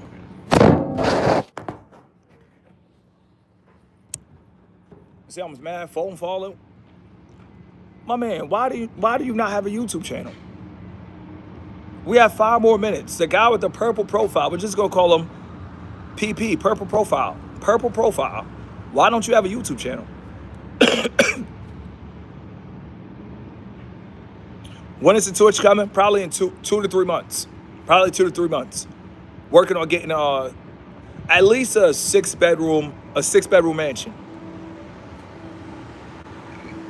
That's my goal. If it's 4, if it's 3, it is what it is. But I'm trying to get a 6-bedroom mansion. See, where's purple profile? Good question.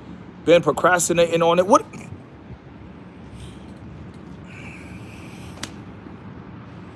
You can't just talk to me like haste make waste, and I'm like, bruh, that's something I listen to. At the end of the day, how could you say haste make waste? And you just hide it.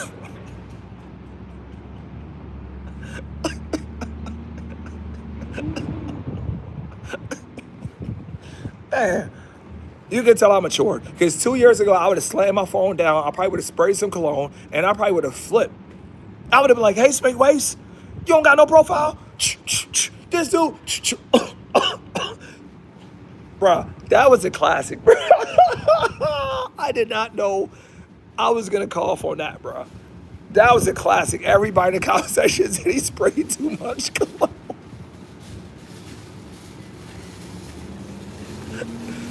I came a long way. 2 years ago, I would have snapped. But no, seriously, man. Stop procrastinating. Make a channel. You have the Gmail. My last question to you is, do you have Wi-Fi? Because that's the most important question. Matter of fact, if anybody that is watching this live and you have Wi-Fi, I don't care if your parents pay for it. I don't care who pays for it. If you have Wi-Fi, everybody put a 44 in the chat. That's how we're going to finish. I came a long way. I'm sorry. 2 years ago, I would have blocked them, sprayed cologne, and then I would have broke my phone. You're a motivational brother. I want to see you eat. Look, I got a kiwi in my hand. It's my last kiwi. I want you to eat too, brother. Come on, bro. Like, what you mean I'm motivational? Of course, I want to see you eat. Start a YouTube channel. That's all you need, bro. All you need is a Gmail and Wi-Fi to be a YouTuber. This is easier than an LLC. If you have a business, you actually need an LLC. You got to file. You got to register. Somebody say W streams. Oh, listen, my time is important. I got 0 super chats. You think I'm not dropping timeless content? Listen, I win all the time. That's my mindset. I win all the time. I don't need a super chat. This live will probably inspire millionaires. When it's all said and done, my job is to help you guys eat. As a man, you teach another man how to fish. That's the most important thing that you can teach a man.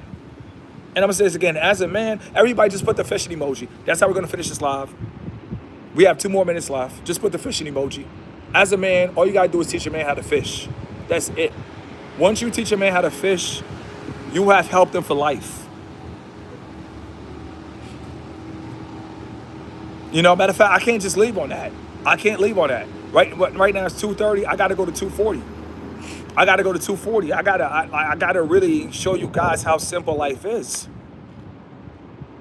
As a man, the greatest thing that you could do for another man is teach him how to fish. Matter of fact, everybody put double F. Fish and fight. That's all you gotta do as a man, fish and fight. Matter of fact, no, PFF. Sound like a dating website.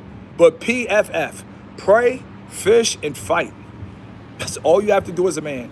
Teaching another man how to fish, you could die and you will rest easy knowing that you taught your son how to fish. If I have a son and my son knows how to fish, I can leave this earth in peace.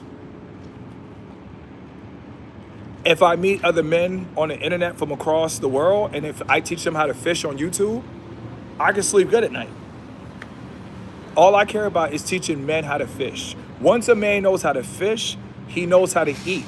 Once a man is eating, I don't want to hear it. I'm a boss. Do not complain to me and you're eating organic food. Do not complain to me about life and you're eating oxtails. Oxtails are expensive. If you're eating oxtails and you're talking to me about the black struggle, I don't want to hear it.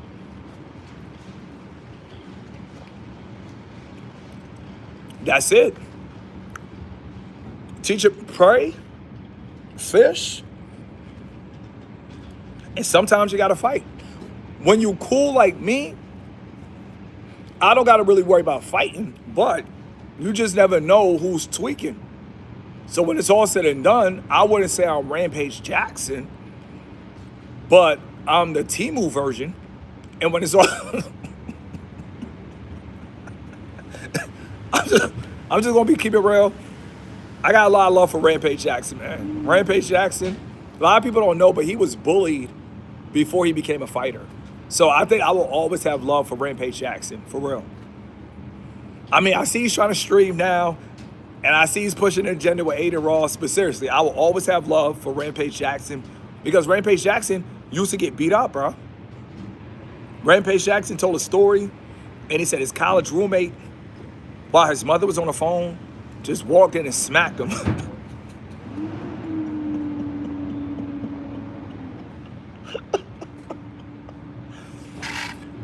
Rampage Jackson said he blacked out. Rampage Jackson said he blacked out and just started beating that dude down with his mom listening. So at the end of the day, some people, man, they've been through it, you feel me? And Rampage Jackson is now an android, but before he became an android, Rampage Jackson, he had to learn how to fish and how to fight. I dropped my kiwi. But with that being said, as a man, you pray, you fish, and you fight. That's it. That's manhood all in a nutshell. Nothing more, nothing less. And once you teach a man how to fish, he's set for life. It doesn't matter if it's a stock market, crypto, YouTube, Twitch, Kick. You teach a man how to fish, he's set for life. He could reel him in. He knows how to fish now. He doesn't need you. You guys have to understand, on YouTube, I push my people until they get 2K and monetization. Everybody put 2KM, and that's how we're gonna finish this live. We got 8 more minutes. 2KM, that's it. Once I work with any of my clients and they hit 2K, and if they actually listen to me, because some people don't listen to me, and you're probably thinking, Mr. Keep It Simple.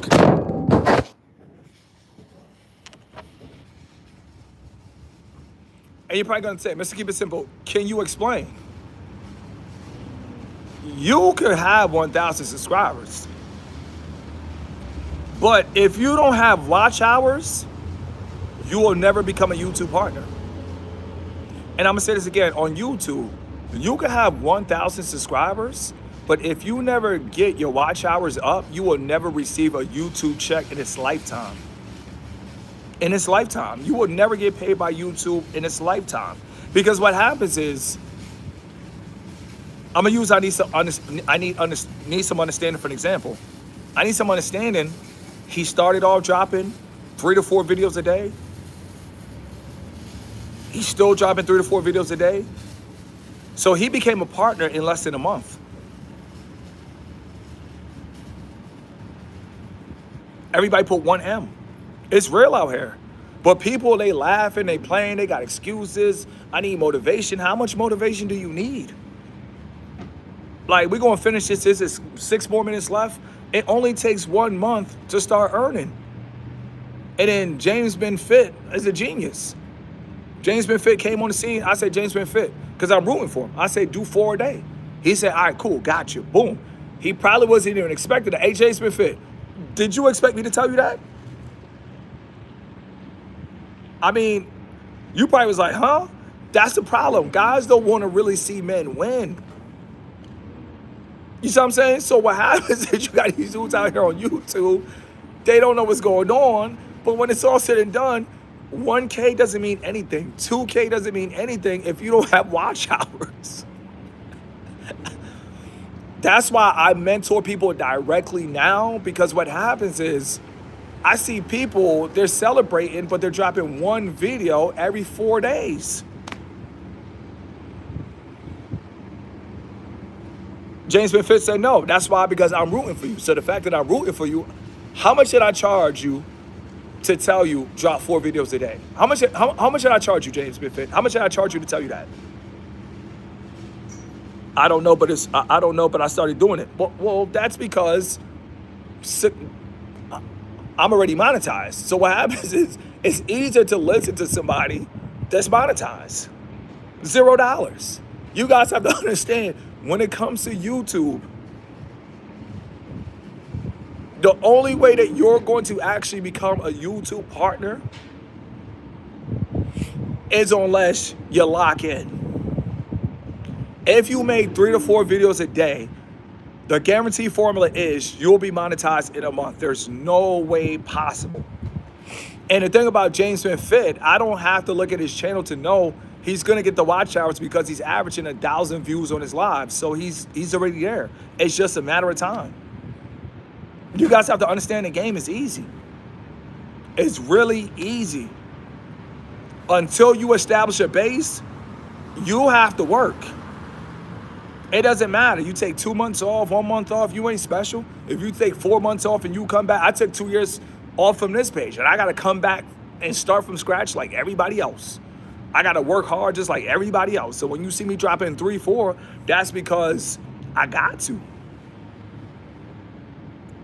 No need to date or go to the clubs. Not when you can create content. Everybody put C over C. No, everybody put COC. Matter of fact, I just started something. Nobody take that. This is mine. I'm running with it. I just started something. Please, COC. Don't run with it. Don't try to start your channel called COC. I will sue you. At the end of the day, it is what it is. Content over clubbing. See, that's why if you look at this live, I haven't received one super chat, but helping others, I just help myself. That's how life works. Helping others, I just help myself. COC. COC. Content over clubbing. If you are clubbing and you're not monetized on YouTube, you have mental health issues. I'm gonna say this again. If you're on YouTube and you're going to the club over creating content, you have mental health issues. And actually, I think this month is Mental Health Awareness Month. You got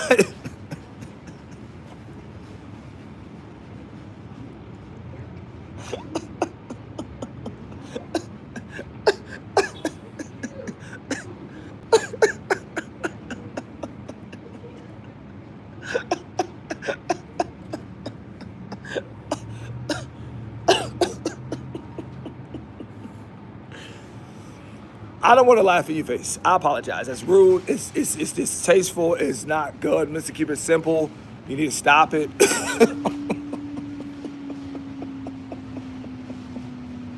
Hold on.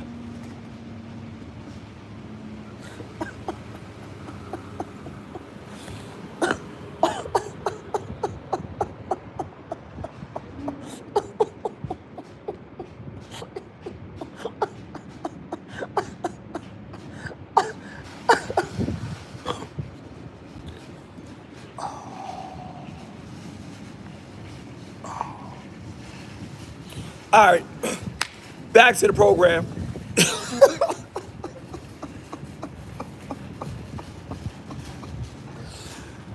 Yo, you guys have to understand, man. Before I finish this live, I told you guys, it's Mental Health Awareness Month. And I think that a lot of you guys that have faceless profile pages and you're not creating content and you're going out and you're clubbing, you're dating, we really want to acknowledge Mental Health Awareness.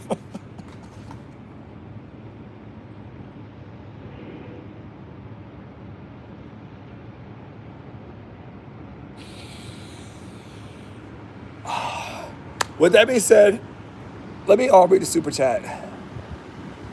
Gregory Morris, shout out for the super chat in the building. And that's how we're going to finish this live. Do I believe some people have mental health issues? In this generation, yes, I do. Yes, I do. Yes, I do. If you consume content and you don't create content, I do believe that this is your month. I'm trying to be serious. Let's keep it simple, but you man, yo, bruh, the dude left a comment. He told me, haste make waste. Bruh, that's $1 million video. You make a video called Haste Make Waste with the right ChatGPT AI thumbnail.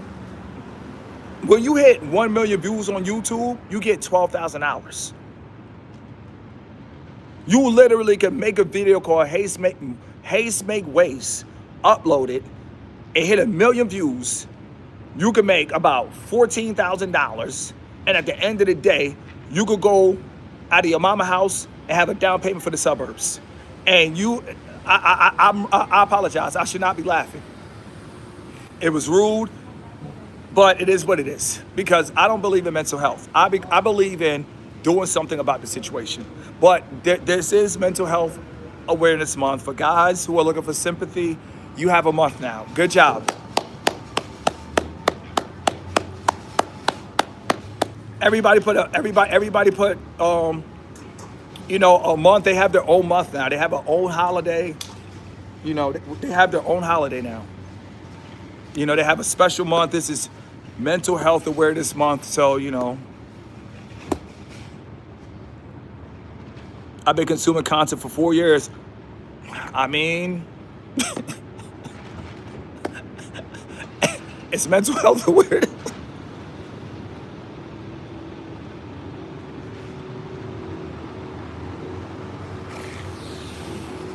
Listen,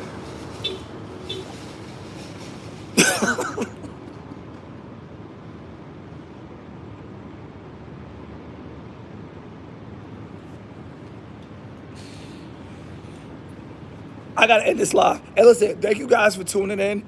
It's been real, and I just want to say, listen, no matter what happens, man, just stay in the fight. Understand, you know, it's all about eating, and you know, if you get 1,000 subscribers on YouTube and you get your watch hours up, hint, hint, hint, hint. At the end of the day, you'll be getting paid the 21st of every month. And with that being said, thank you guys for tuning in. And remember, stop. Somebody said delete.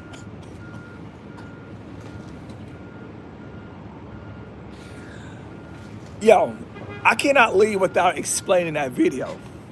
You guys have to understand. When I made that video with that cologne, I was on my way to the penthouse.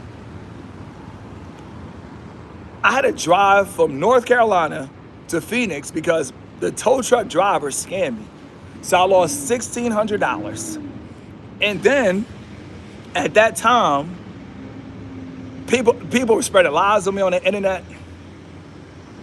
I mean, at the end of the day, I was turned. I was too turned. I was too turned. And when it's all said and done, I had a bald head.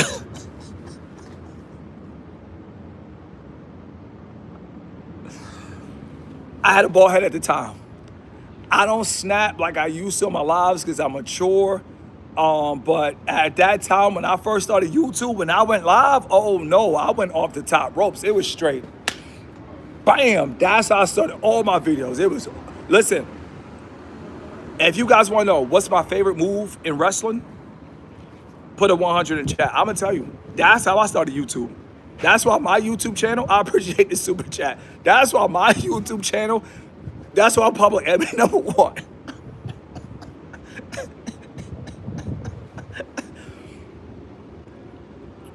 I used to be watching that.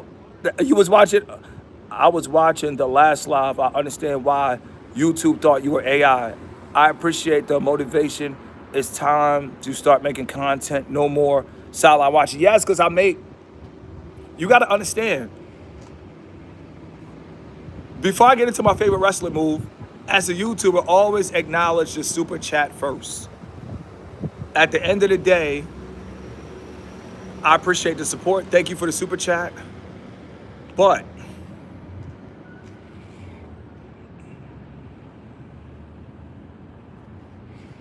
when it's all said and done,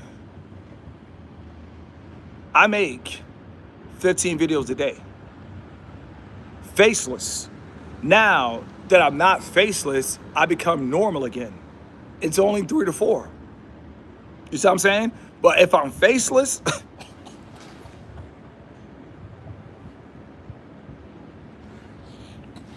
when I'm faceless, bro, I go ham faceless. When I'm faceless, it's just do. So I just got monetized. Everybody put 1W. This is the crazy thing about YouTube. I hurt my leg, so I couldn't get out. I couldn't come here. I was hurt. I had to lay in the bed for a week. So at the end of the day, in 1 week, I ran up $1.3 thousand with low views. I just got monetized. So in a week, 1.3, I'm only about $1,700,000. I'm only about $1,700 away from the Urus. I mean, when it's all said and done, and these are with low views. See, my main thing is, you guys know my mindset. I tell you guys, map it out and what? Trap it out. So when you trapping it out, you happy for your crumbs. When I tell guys don't get laid and pay a woman bills, what makes you think any man is gonna wanna watch that video? That's not a man. A lot of these guys are not men, they're boys. They try to use women. So at the end of the day, my message is not gonna attract high views. But I can still get a yours. And if you guys are watching my blueprint, it's a great blueprint because I can still walk you to the Euros. I can walk you to the Lamborghini dealership, but when it's all said and done, when it comes to faceless content, what you got to do is you got to mix it up. If you don't mix up the content on YouTube and you just go all faceless, the algorithm is going to red flag you because they're going to be like, yo, we just monetized him. He's at 1.3 thousand already. You're moving faster than the algorithm. That's why I tell James Being Fit and guys like that drop 4 videos a day. Because when you drop in 4 videos a day, you don't need the algorithm. There is no need for the algorithm. So I got to show face now. If it wasn't for me being AI, I would not show you. I would not show face. If it wasn't for me getting a red flag, I wouldn't show face. But now I have to show face. It's the only way, bro. They are.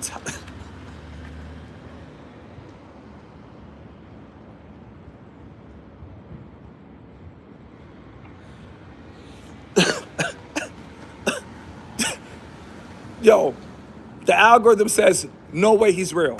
No way he's real. I'm getting flagged. No way he's real. The algorithm does not believe anything that I'm selling on YouTube. They do not believe me. The algorithm on YouTube is like cap. They do. They're like cap. There's no way. There's no way this man is just pumping out videos after videos. YouTube is not buying what I'm selling. They're not buying what I'm selling. They're not buying what I'm selling. They are not buying what People don't realize, but when you make faceless content, bro, you could be making content in your bed. It's beautiful, bro. It's the best job. I don't care what anybody say till this day. Faceless content, you could be eating Ben & Jerry's ice cream in your bed. You know what I'm saying? You guys here to take care of your kids.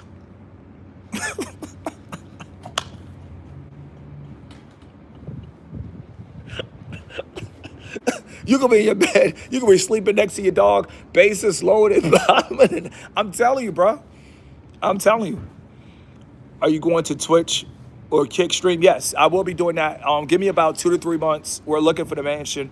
My goal is to Twitch stream in the mansion, so at least 4 bedrooms. So yeah, that is happening. But when it comes to faceless content on YouTube, I prefer it because I could drop content in the bed. If I came and showed you face and I made a video in the bed,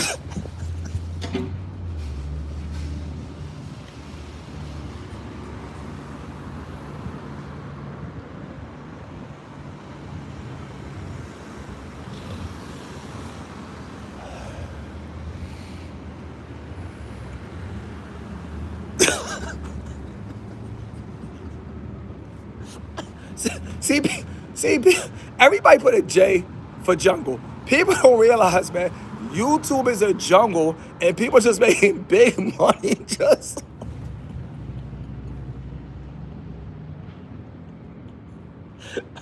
You got to understand, man. If you see YouTube, how I see YouTube, bro, it's just a jungle, bro. It's a jungle and it's all fun and games till you get caught.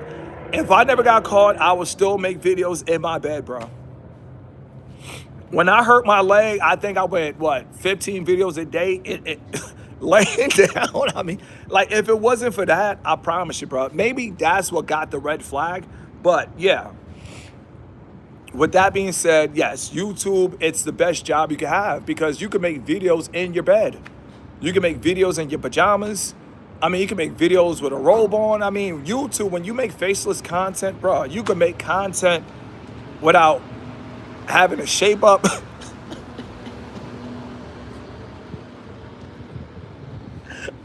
Listen, I'm sorry, bro. I cannot come to YouTube without a shape up. I'm sorry. I cannot come to YouTube.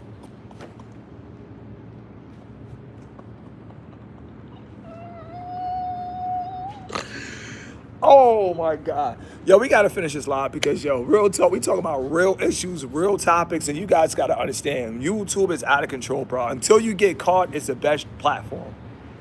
Best platform. And I just recovered. So last week, all the content from last week, I was in my bed, bro. Every video, I will say, if you watch my videos from last week, every video I was in my bed, bro. In my bed. Getting paid in my bed. Running up thousands in my bed. To all you dudes out there that's lazy, this is your generation. Matter of fact, to all my dudes out there that get borderline lazy, we ain't gonna call you lazy, but just say to all my borderline lazy guys out there, put a 100 in chat. Put a 100 in chat. For all my borderline lazy men around the world, put a 100 in chat. YouTube, they gave...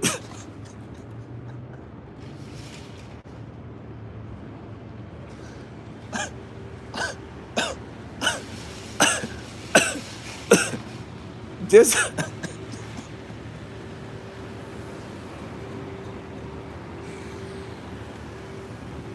This is our generation. This is literally our generation. Some people don't realize, but you can run up an empire from your bedroom. Everybody put your bedroom in a chat. I don't care who you are. You could literally set up shop and run $1 million operation for your bedroom. The same place that your mama used to say get out of, you literally could run up $1 million operation in your bedroom. YouTube has revolutionized the world. Kick, Twitch has revolutionized the world. Everybody that's earning major on social media is in their bedroom. And I'm gonna say this again, everybody that's running it up, they're running it up from their bedroom. Either the bedroom, the basement, the kitchen, someplace. But if you are a streamer, if you're not an IRL live streamer outside, every man is inside some type of space that he lives, and you could run a... Listen, this is the best generation to be alive. We have 6 more minutes, and I want you guys to understand, for all you guys out there that wasn't the type to go to roundtable meetings and big conference rooms, this is our generation. We can make what doctors and CEOs make on YouTube. This is our Stop with the racing chairs. Stop. But it's a fact. It's a fact. Listen, when I came to YouTube, I always used to say, how you gonna listen to a dating coach in a racing chair? That was my main question. But I'm telling you, you could take over the whole world from a racing chair. This is the best generation to be alive. The racing chair, your bed, your bedroom, your closet. You could go and record faceless content in your closet. Your closet now becomes the studio. And the reason I tell you guys to have your own space is because you don't want to be recording content and somebody flushing the toilet, blowing it up, and you like, then in the background you hear something go, psh. You know what I mean? So at the end of the day, it's better if you have your own studio, because trust and believe, if somebody in the background interrupt you when you say something deep, this is our generation. You don't even gotta try too hard, bro. I will say, for the past 2 years, bro, I made videos in my bed, bro. It is what it is. Sometimes I stood up, sometimes I didn't. It is what it is. Facts, we in the building. Let's go, we got 5 more minutes. Thank you guys for tuning in. Not gonna...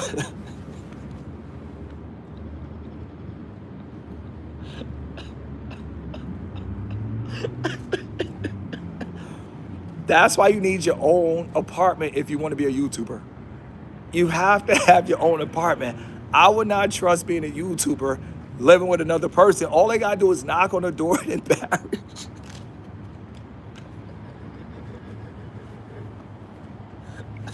Get out of your parents' house before that happens. You guys have to understand life is real. But listen, we got 4 more minutes, so I gotta lock in. I gotta help you guys. Once you finally get your apartment, your studio, at the end of the day, if you have a Gmail and Wi-Fi, you're set. You can run up You can run up any operation from your apartment. When have this ever been possible? Since I've been alive, it has never been possible. This is the first time in the history, and when I mean in the history, this is the first time in the history in America you can run up millions from your bedroom.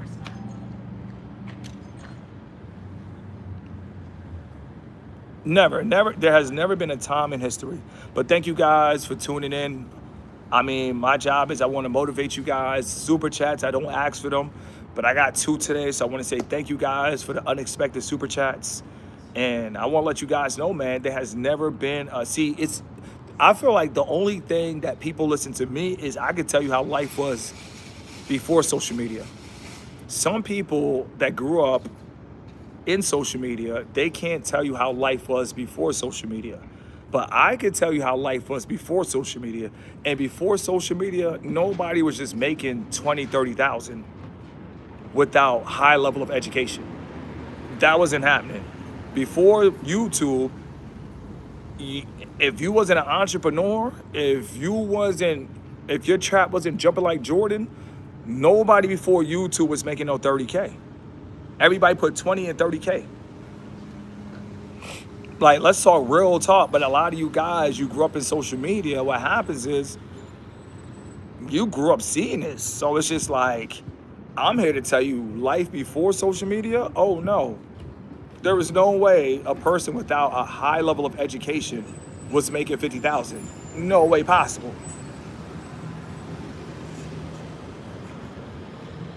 Facts. 20 racks a month was unheard of in 2005. And that's the beauty why I'm so grateful. That's why I have so much gratitude, because I remember listen, I'll never forget, and it's gonna make people laugh. But you wanna know what I thought big money was when I was in North Carolina? Before YouTube, do you wanna know what I thought was big money? And it's gonna make you laugh. People gonna cry. People gonna cry. Before YouTube, I'm gonna tell you what I thought was big money, and you gonna cry, you gonna laugh. Everybody get ready, get prepared to laugh. Get prepared to laugh. Get prepared to start crying. Get prepared to laugh. I'm gonna tell you, I'm not gonna laugh because I'm serious, but you're gonna laugh.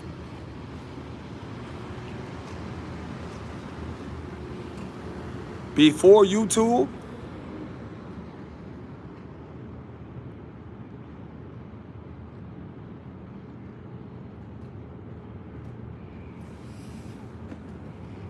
I thought 4,000 a month was a lot of money. And I'm gonna say this again, before YouTube, yeah, 4K. In 4K. Literally, 4K in 4K. I thought 4,000 a month was big money. I thought it was huge. I even used to be riding around talking about, man, and this was legally. Remember, legally, we're talking about legal money. There was a time I was riding around talking about one day, I'm gonna make 4,000 a month. I was doing the Birdman rub. One day, I'm gonna make 4,000 a month. Life before YouTube. That's 900 a week, yup. Yup, about 900, 1,000. I thought I was a mastermind. Oh yeah, that sucks too. Trust me. Yeah, we're doing that shit. Not the Birdman rub, yeah, back in the day. And I'll say this was about 27, 28.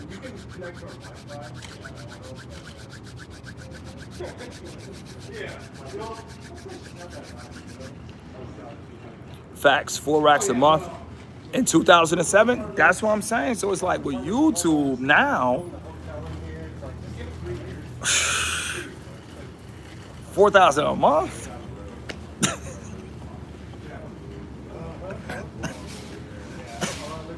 Try like 4 weeks. Like, I mean, and run it on out, but 10K a month is the baseline today. Ain't the baseline 10K a month is still a lot for everybody, bro. Some people do not see 10K, bro. Forget what other people are making. We're talking about reality. Some people don't see 10K a month. 10K a month is a lot of money, especially if you never had money. That's a lot of money. I thought that parking lot was bad. This one. You're not wrong for thinking that. I mean, it is, bro. Like when it's nicer outside, they have the events on weekends, like Saturday. LOL, it's 4 racks a day with online. Exactly. That's what I'm saying. So, but I remember a time where, as a matter of fact, before YouTube, hold on, matter of fact, let me walk real quick. Sip some of this coffee. But there was a time, like, honestly, and I want to share this with you guys before I leave, but I didn't know you could actually earn money from YouTube. So when I started YouTube, I was kind of like old school with my thinking. So I thought that, let me sit down and let me tell you guys, because when it's all said and done, I gotta sit down and tell you guys. Everybody put 1K in the chat. This is very important. Put 1K in the chat.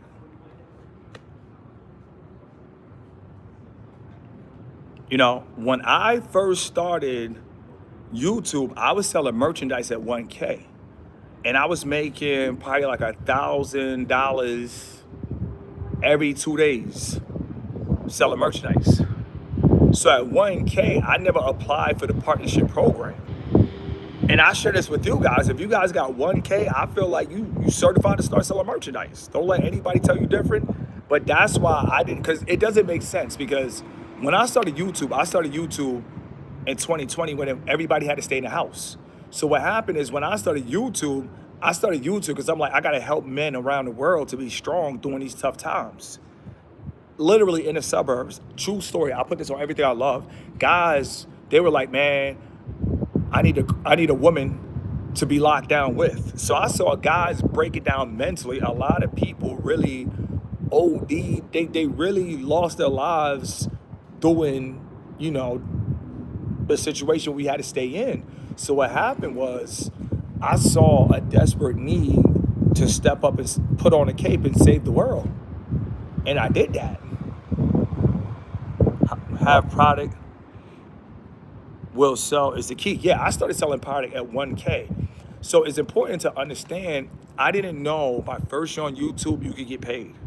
I didn't know my second year on YouTube when I was in Charlotte, I'm still selling merchandise, I'm running courses, consultations. I'm still not earning on YouTube my second year. So people like, I need some understanding. Bruh, we didn't have the same start. I didn't see anything from YouTube. Matter of fact, I saw $0 from YouTube itself. Matter of fact, it's my third year. So for 3 years, everybody put 0D in the chat. My first year, selling merchandise at 1K. Second year, still selling merchandise because I had like 6,000 t-shirts. So my merchandise, it helped me for 3 years. I had 3 years worth of merchandise. So what happened is my first 3 years on YouTube, I made $0. And then one day when I was at the penthouse, I hit apply.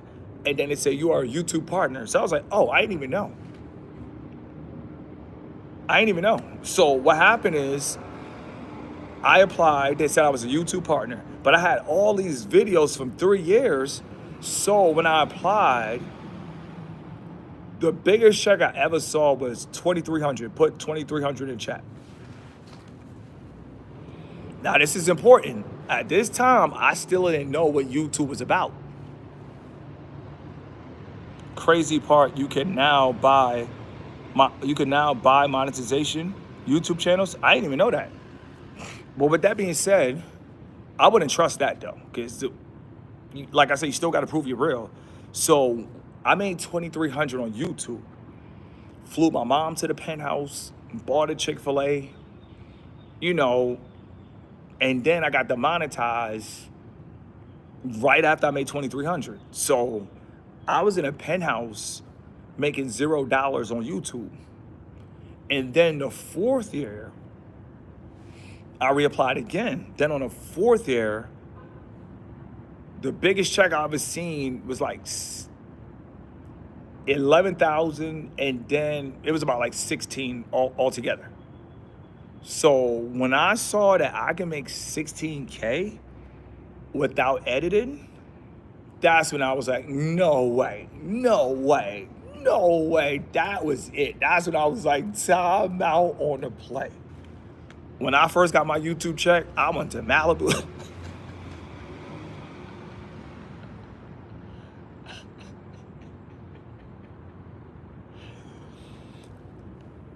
I went to Malibu. We pulling up private.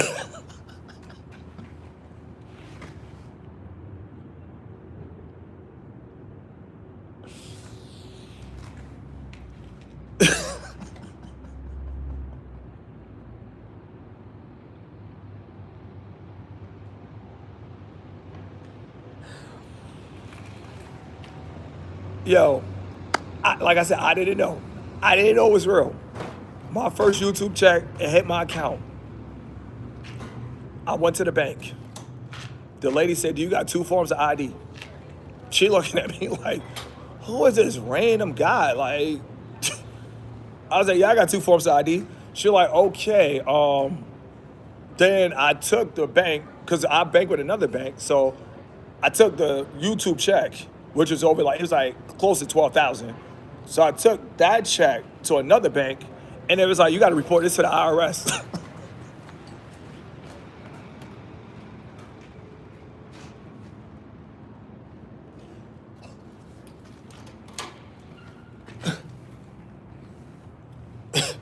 I said, I said, "What?" She said, "You got to report this to the IRS."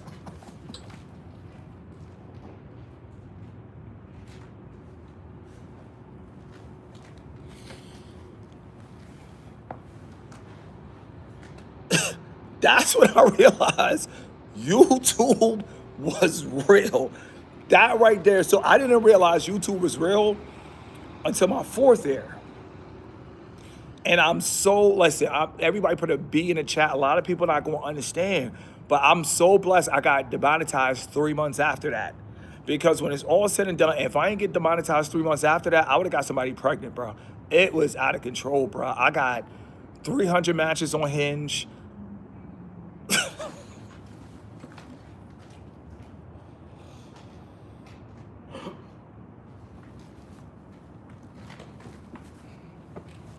So you guys have to understand. At that moment, after I got demonetized, I was thanking the Lord. I said, "Lord Jesus, thank you for getting demonetized because you know I was pulling up to Napa. I was going to have a private Mercedes Benz pick me up. I was going to take a helicopter."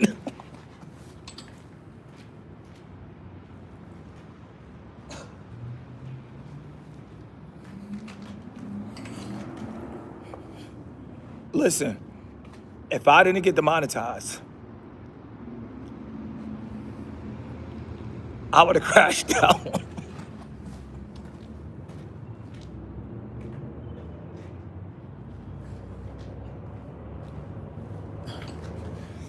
So people like James Been Fit, I can help people like James Been Fit now. I can help people, I can mentor people now because me getting demonetized was a blessing. So that lasted for like 3 months. In 3 months, I pull up to Vancouver. It's crazy. I got so many chicks in the city. I'm losing chicks. All the chicks like, "Did you land? Did you land?" Women fighting to meet me at the airport. They're like, "Oh my God, he landed." They at the airport meeting me. I got other chicks calling, "Did you land? Did you land?" I'm like, I don't know what to do. I'm up here like an octopus. I'm like, you guys have to understand, before you start to earn YouTube money, calm down.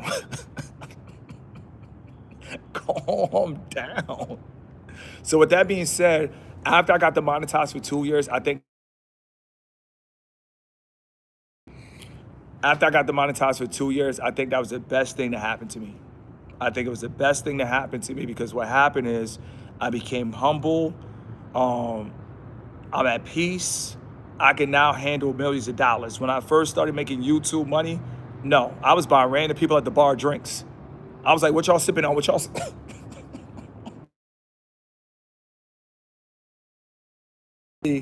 Buying people drinks. "What you sipping on? What you sipping on?" Forget hitting. I'm buying random women drinks at the bar. Random women drinks at the bar. I don't even know. What you sipping on? What you sipping on? I'm lit. I'm past lit. I'm half past volcano. I'm lit. So with that being said, I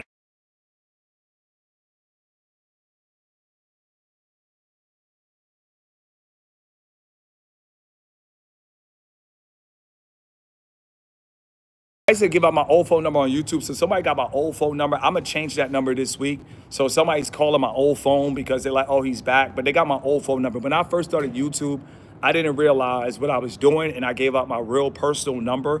And people, they started spreading my personal number out. So minus the interruption. But with that being said, the monetization really was a blessing. So now that I'm back, I'm mature. But listen, when you're not used to seeing 16K, 20K, when it's all said and done, that's life changing. Somebody said, let's read this. Somebody said GAY vibes. How? Like, let's be serious. What are the vibes? What are the vibes? The vibes, what are the vibes though? Like a lot of people, they like to say, oh, no, I don't have SEX for a reason. Some guys, this is why I tell you guys, when people find out that you don't get it in, they're going to try to throw that out there. And I just want to help you guys because even my dad tried it. So all you guys are late. You guys are late. My dad already tried that before I started YouTube. My dad was like, how come you don't have a child? How come you don't have a baby? I really feel my dad wants me to screw my life up. I really feel like my dad has some type of hidden competition with me to the point where he wants me to procreate with a woman. It doesn't work out. And he could tell everybody, oh, he had a child that he couldn't afford. I don't understand. But my dad, he already said years ago, I think you're GAY because you don't have a woman. I'm like, okay, when it's all said and done, I check my dad. But when it's all said and done, when it comes to vibes, there is no vibe. At the end of the day, it's all about action. It's not a vibe. You guys are dumb. If you are into guys, it's a vibe. If I was into guys, I'll have 30 guys in the background talking about keep it simple, keep it simple. At the end of the day, stop it. You guys are just mad because you're not where you want to be financially. And instead of you stepping your game up, you mad at me because I'm saying pay a woman bills. You mad at me because I'm telling you to retire your woman. You mad at me because I'm telling you to treat your mother right. You mad at me for a message that's going to help you. You guys don't get it. When you have kids, your kids don't want to hear the lights is off. Your kids don't want to hear daddy can't afford that.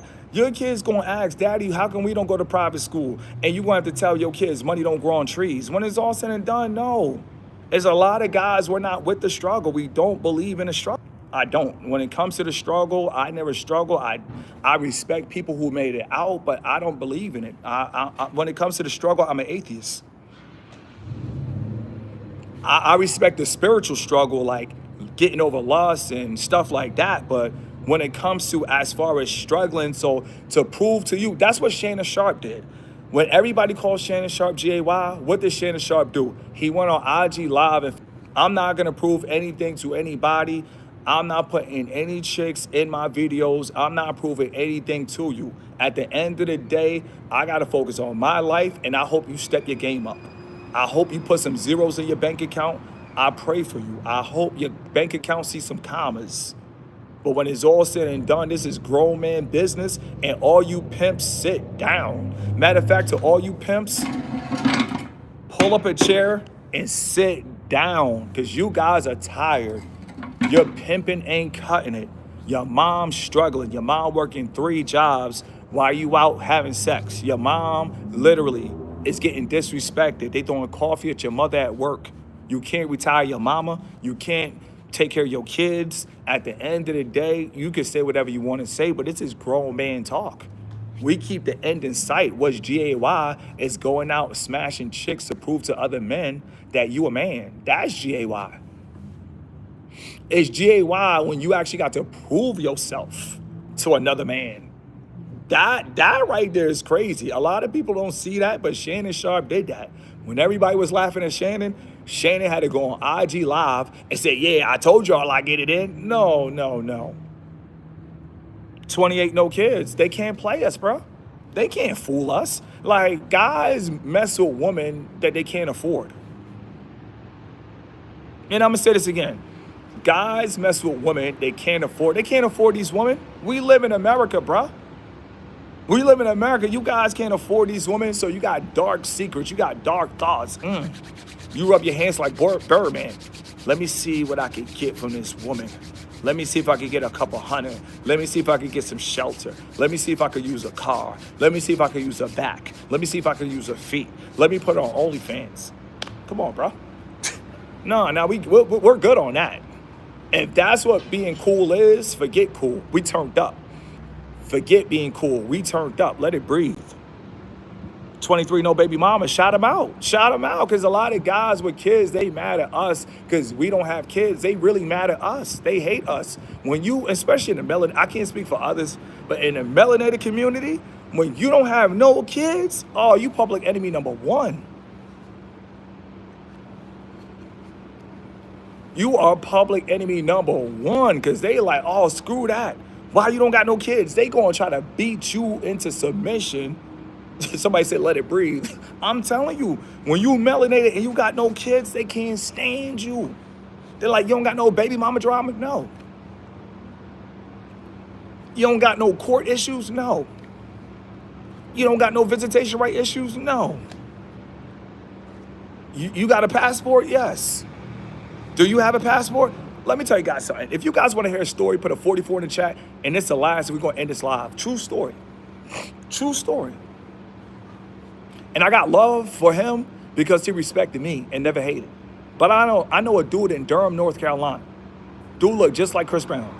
When I say just like Chris Brown, he looked just like Chris Brown. He had a son, and he played with a woman's heart. She called the cops on him. He got arrested. He got a felony, and he can't get his passport. And he looked just like Chris Brown. At the end of the day, that's not the life we want to live. Like when I say my man looked just like Chris Brown, he looked just like Chris Brown. Baby mom called the cops on him. Baby mama drama. He got a felony. He can't leave the U.S. He can't see Russia. He can't see Switzerland. He can't see Denmark. So at the end of the day, I want to share that story with you guys. Chris Brown problems. Most guys that grew up and are quote unquote ex-pretty boys, because after 18, you're not a boy. So we got to use ex-pretty boys. Most ex-pretty boys have baby mama dramas. They have female problems. And I mean, I don't think it's a flex. See, guys who think they're attractive, they try to flex like, I got all these girls, but you don't have any land. You have all these women, but you don't have a farm. You have all these women, but you don't have a 20-bedroom house.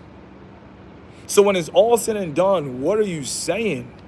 A lot of you guys are tired.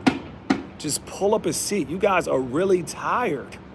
You guys are so tired, you don't realize you're tired. But I'm here to help. And what's really fruity is men who are not established dating. That's fruity. I had to snap out of it because I wanted to be a man. And at the end of the day, if you don't got no land, you're not a man.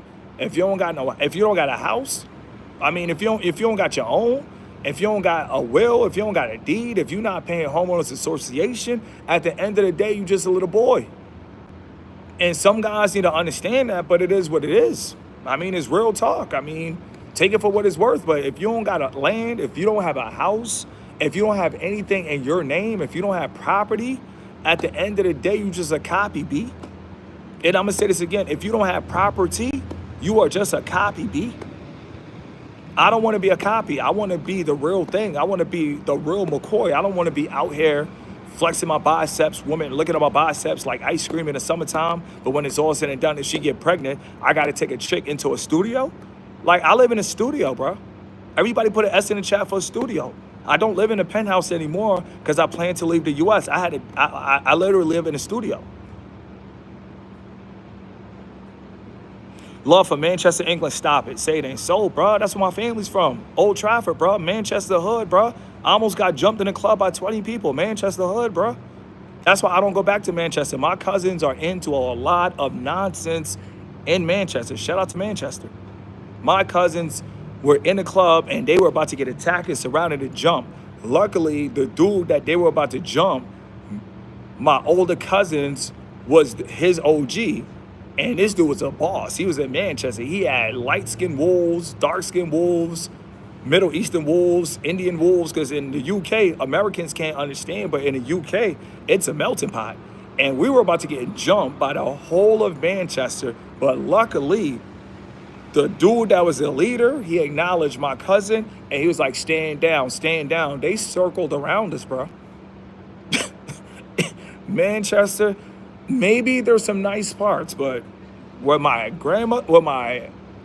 aunt lives and where her kids are known from, I'm not even gonna call their name because these guys are connected. So I don't even want you to know who they are. But Manchester is not so big and it's not so small, but everybody knows everybody.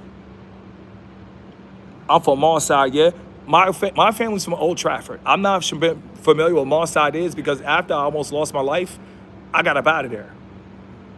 But when it's all said and done, yeah, shout out to Bugsy Malone 0161. Yeah, Manchester is nothing nice. Those guys are active and they have shotguns. That was the first time I saw a shotgun in the UK. My cousins had shotguns and and you probably thinking, how did you see the shotgun? After the situation went down, they was like, yo, cuz, look, yo, bro, you had nothing. They got the English accent. I can't do it. But they was like, trust me, there's nothing to worry about. They was like, if they tried, we have this. Bro, it was a real shotgun with tape on it. It was a real shotgun with tape on it. At the end of the day, shout out to Manchester, but I don't think I'm coming back. Straight up. But you guys have to understand, before I finish this live, I got a studio apartment. So I can't mess with a woman because if I get a child, I mean, I'm gonna have to bring her back to the studio apartment. So me, I always wanted to live outside the US. As far as buying property in the US, it's a possibility, but it's not concrete. It's more concrete if I buy something in Colombia, DR, Nicaragua, El Salvador, Mexico, Brazil. That's more concrete for me. Cape Town, South Africa. So at the end of the day, I cannot, at this level, this mindset, I cannot touch a woman in the studio. No. That is disrespectful to her. It's disrespectful to me. I feel a studio is a great thing for a single man. Everybody put an S in S, and I'm not talking about a Chevy. But put an S in S, and this is where we're going to finish this live, because I love you all. I really do love you all. Bro, stories. I mean, they real, bro. We survived a lot of assassination attempts.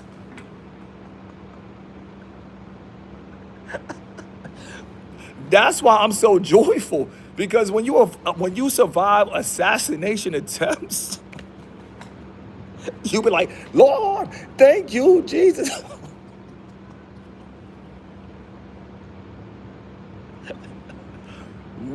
Manchester is nothing nice. It is nothing nice. Manchester is like Baltimore City. It is nothing nice. It is dark. It is dark, and it is dark. I went to the O2 Arena to watch Bugsy Malone. Manchester, England is nothing to play with. No, it's just a pain about to sell your house.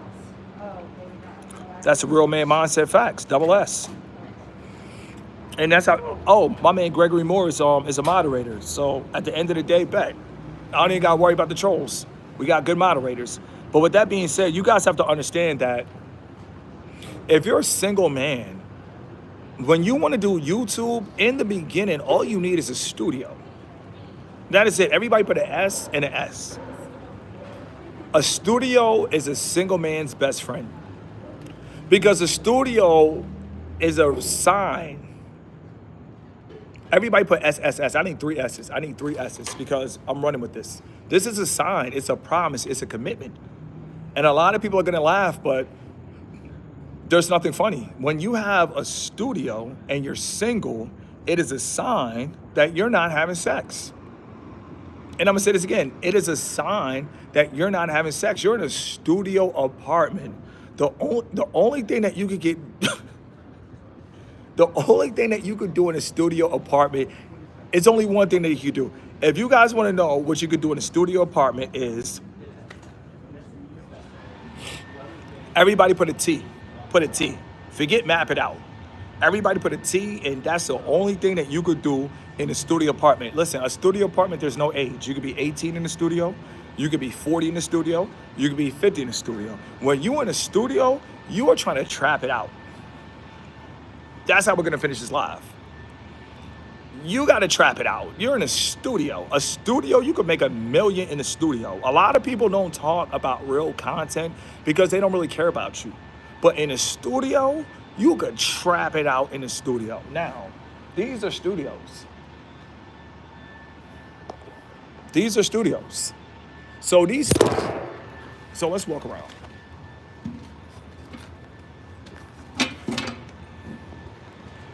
But these studios right here, matter of fact, watch, he's probably cleaning. I don't know. I'm gonna ask him if he's a maintenance guy, so you guys can get this on the live, but he'll be able to tell me. Watch.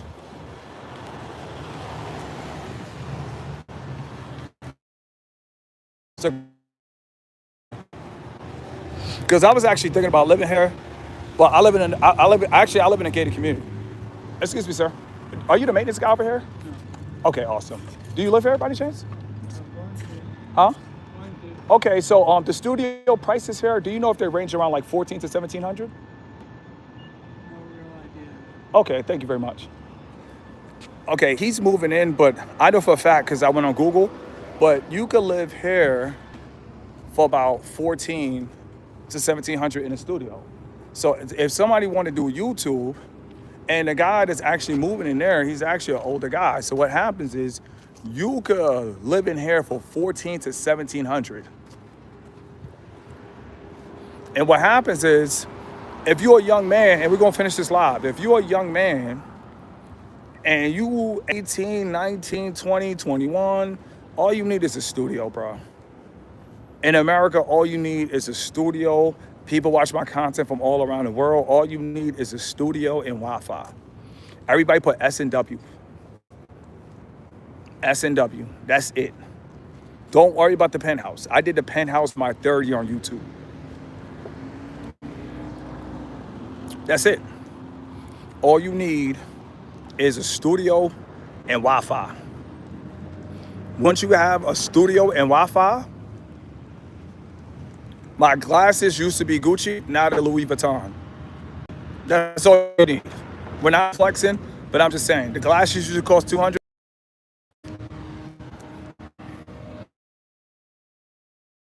Studio.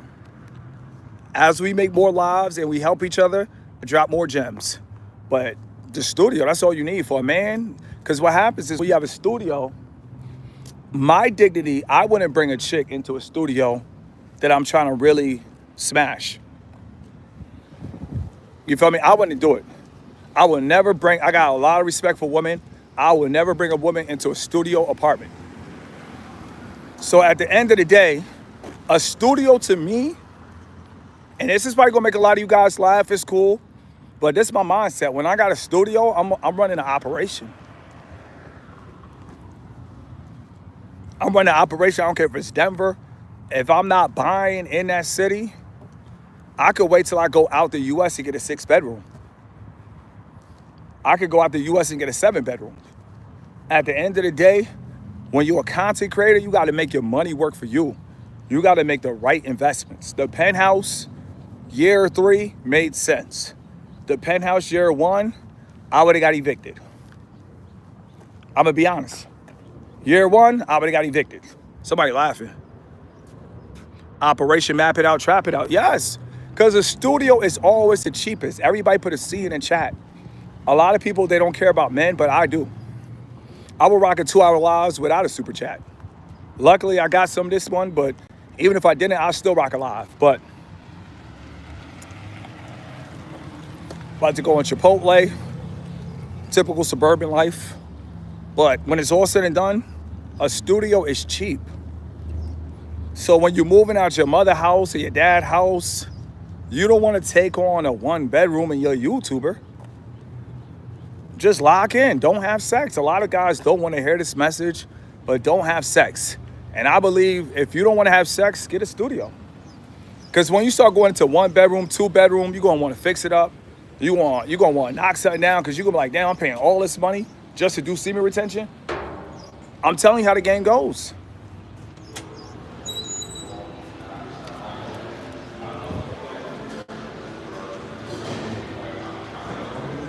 You can use your room. You can use the living room. Anything. Anything.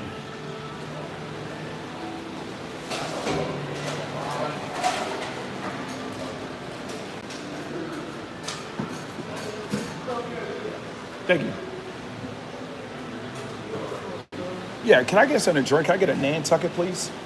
Nantucket? Yeah, pineapple and orange. A Nantucket pineapple and orange. No longer carry the pineapple. You only have the apple juice Nantucket? We haven't carried the other Nantuckets for like 8 months now, so. I haven't been here in 8 months. Yeah. Okay. What about another drink? What about the spritz? What is that, Sprizzle? We have coffee, which are our new thing that we got. There's like sparkling drinks, I guess. We also have the sparkling water, Coke Zero. We have all the blackberry, seems like a sparkling drink. Okay, before I get the blackberry, do you have anything like fountain juice, like hibiscus or anything like fountain? Yeah, I think there's like Mandarin. Yeah, I'll take that. I'll take that. I'll take a drink of it. Thank you. You want the small or large? I'll take a large, please. Anything else I can grab for you today? No, that's it. I appreciate that. Sorry about that. I don't know why we just. No. You know what's crazy? That was the only reason I used to come to Chipotle. I used to really like those ones too. And $3.75. Appreciate you. We had this like glitch in the system one day. Where Okay. I guess they were completely free on the app, and everyone was like loaded up on them. What, Nantuckets? Yeah. No way. And then I guess right after that, I don't know if it was related or not. They just stopped carrying all of them except the apple juice. Wow. Yeah. There's that for you. Sorry about that. But That's like a history moment for Chipotle. I guess so. Nantucket, the drink.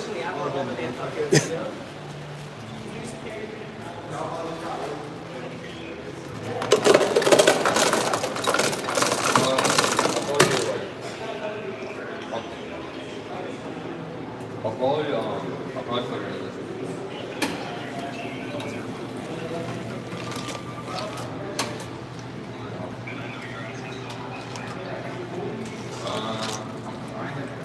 Yes, sir. Yes, sir. That berry agua fresca.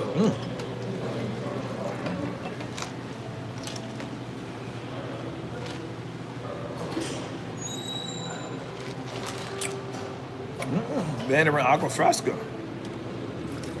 This is a hard choice, huh? Man, it's all good. Your shoes are so fresh, man. Thank you. I appreciate that, man.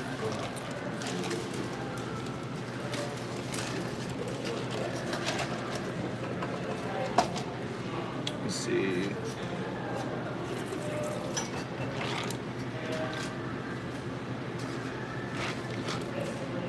All right, I found the two that I like. Have a good day, Mom. Oh, you too.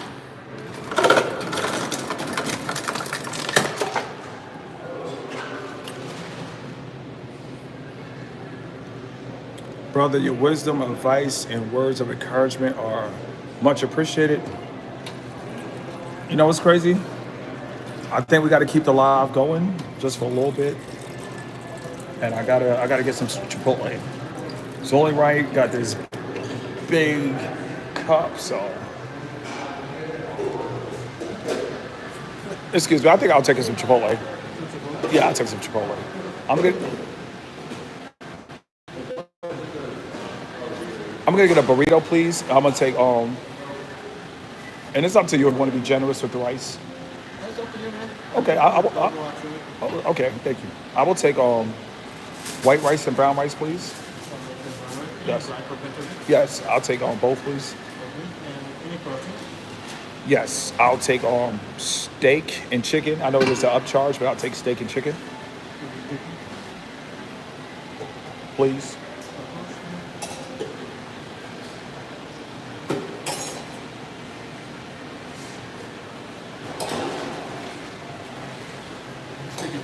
Yes, steak and chicken, please. Is that lamb right there?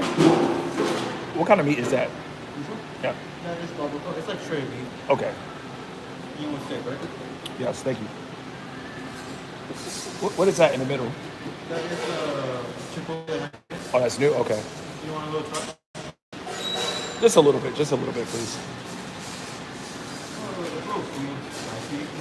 Thank you.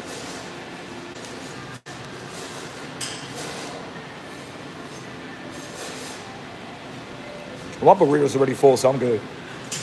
Yeah, but I'll take some corn, please. Yeah, I'll take that, please. I'll take some corn, please. And I'll take some cheese, a little bit of sour cream, and just a little bit of sour cream. Yeah, that's good. Thank you. A little bit of avocado, and that's it. Thank you very much. You want any Chips, yes. Thank you. Thank you. just the regular bag or the Juno large? What, regular? I'll take a regular bag. Thank you. Total is $17.54. Thank you very much.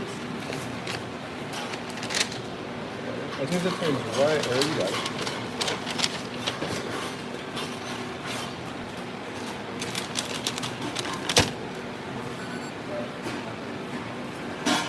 I need to double wrap that out. You might need a double wrap it. Oh, I got double wrap. Can I put this on the video, the burrito? Sure. Put that burrito. You want like an Nah, I'm good. Nah, you good. Appreciate you. That's a beautiful burrito. I don't mind. You don't have to do that because it's gonna fall out anyway. So you could. Yeah, yes. Thank you very much, sir. There's no point in even trying with that burrito. It's about to go down. Yeah, I do YouTube, but the camera's on me though. Oh, really? Yeah. Yeah, I try not to put people on the camera without their permission, so it's on What do me. you do on YouTube? Motivate people, tell people a 9 to 5 save lives. Yeah, and I appreciate you all. Like What? spreading the word of God? Yeah, that too. But I tell people until you really start to do good on YouTube, keep it on 5. Keep your 9 to 5? Yeah. I feel like that's like any side, Yes. anything you're gonna do. Like people become a musician and they put their 9 to 5 on their Yeah, but a lot of people, they still their job and then they run to YouTube and then they realize, oh Lord. I mean, there's a difference between like having a little bit of momentum Yeah. and like having none. Thank you. Take care. You too. For the napkins.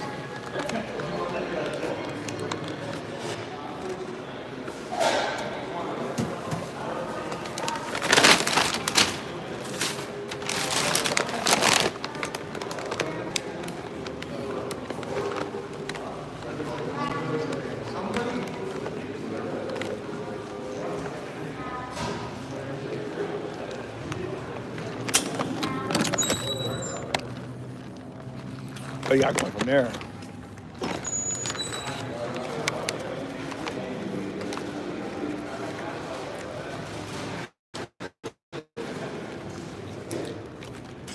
Let's go.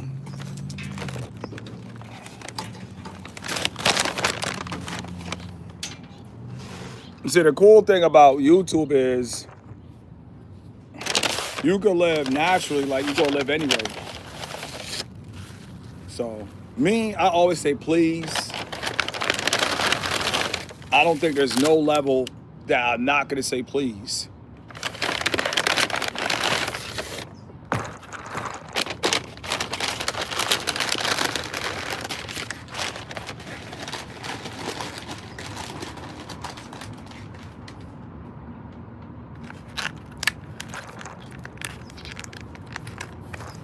Got a whole brick, 1017.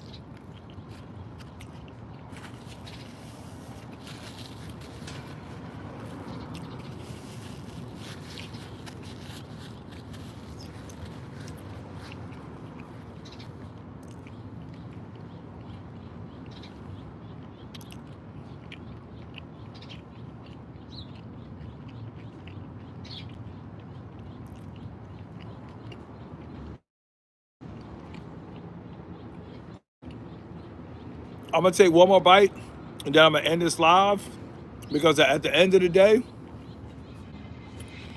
I don't eat a lot, and when I eat, I share with my dog. If you don't know, my dog is from Russia, and true story, my dog is smart. If I pick her up, she starts smelling. She starts smelling my breath. If I'm out, my dog is going to know what was you eating. So the first thing I'm telling you, it's my lady dog. She got real female characteristics. There is no way I could go home, kiss my dog, without her smelling my breath. Okay, I'm gonna pick that up.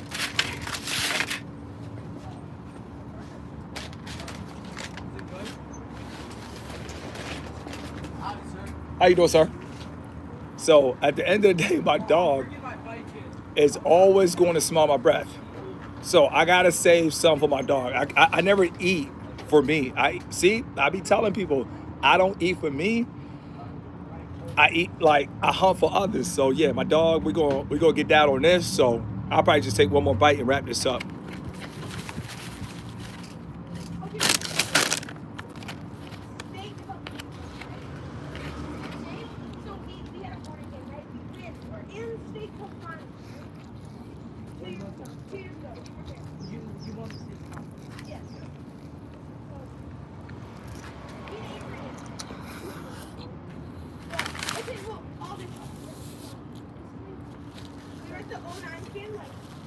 Saturday night and Sunday was the game. Saturday night, like just right and after see a pizza in the press.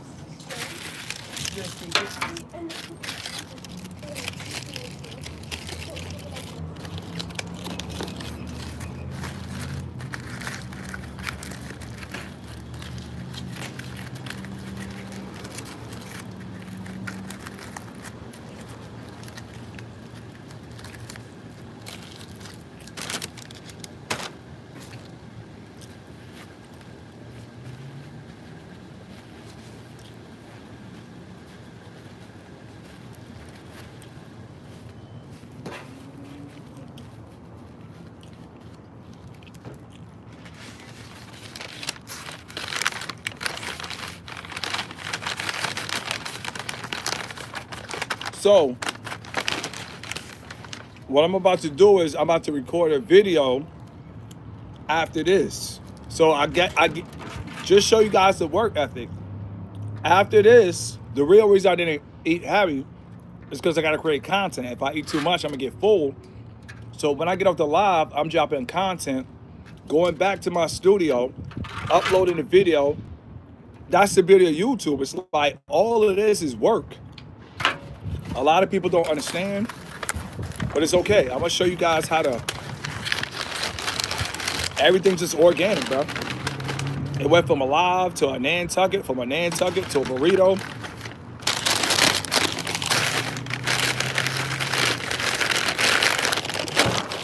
You guys do not have, and I'm gonna say this again before I finish this live, because I found a good lighting. A lot of people don't understand, but sometimes you gotta play with stuff. So when I drop this next video, look at my lighting.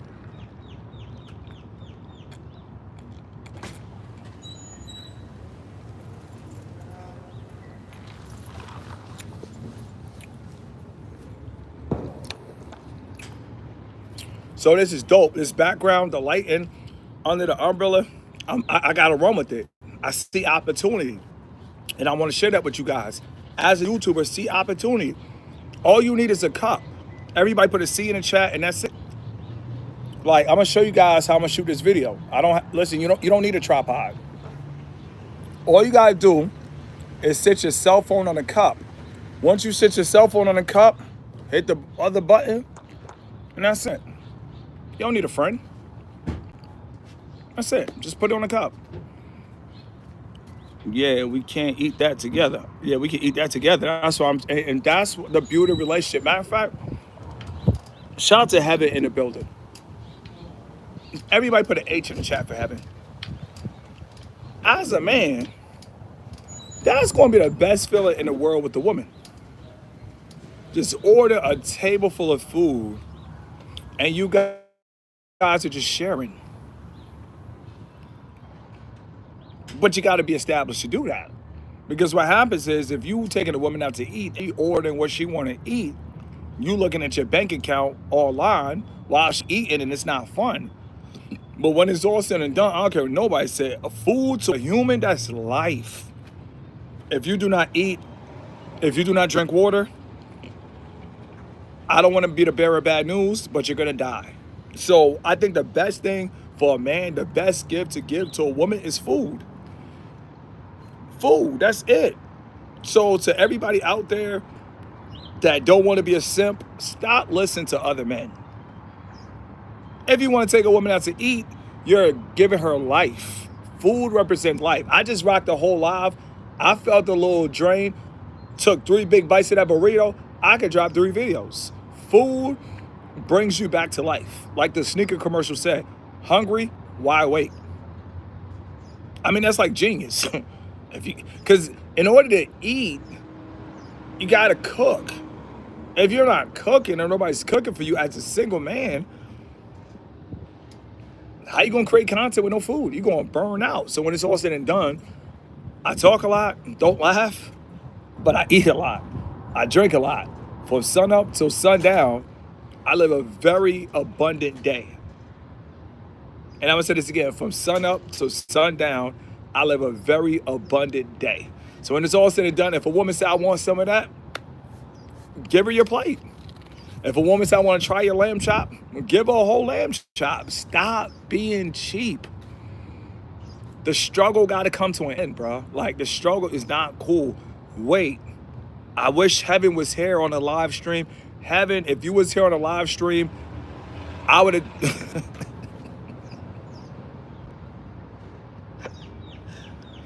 I would have cut it in half. I wouldn't have just ate it like that. I wouldn't have done you dirty like that. But I would have cut it in half, and we would have ate together. We would have... Matter of fact, who knows? I might start eating with live stream on women. Who knows? Any woman out there that love to eat, if I'm in your city, email me, tell me restaurant. I'll probably eat and pull up with you. That's probably the only time I have a woman on my stream. You feel me? We eating together. I'm stuffing, she going, I'm going. At the end of the day, listen, we out here eating. We the Royals. And I'm going to say this again. We out here eating. We the Royals. When it's all said and done, as a man, you hunt to eat. You see what I'm saying? You hunt to eat. Let it breathe. I'm in your city. I need one more time. But I got to drop this video, so you guys stay blessed. We're working. Let it breathe.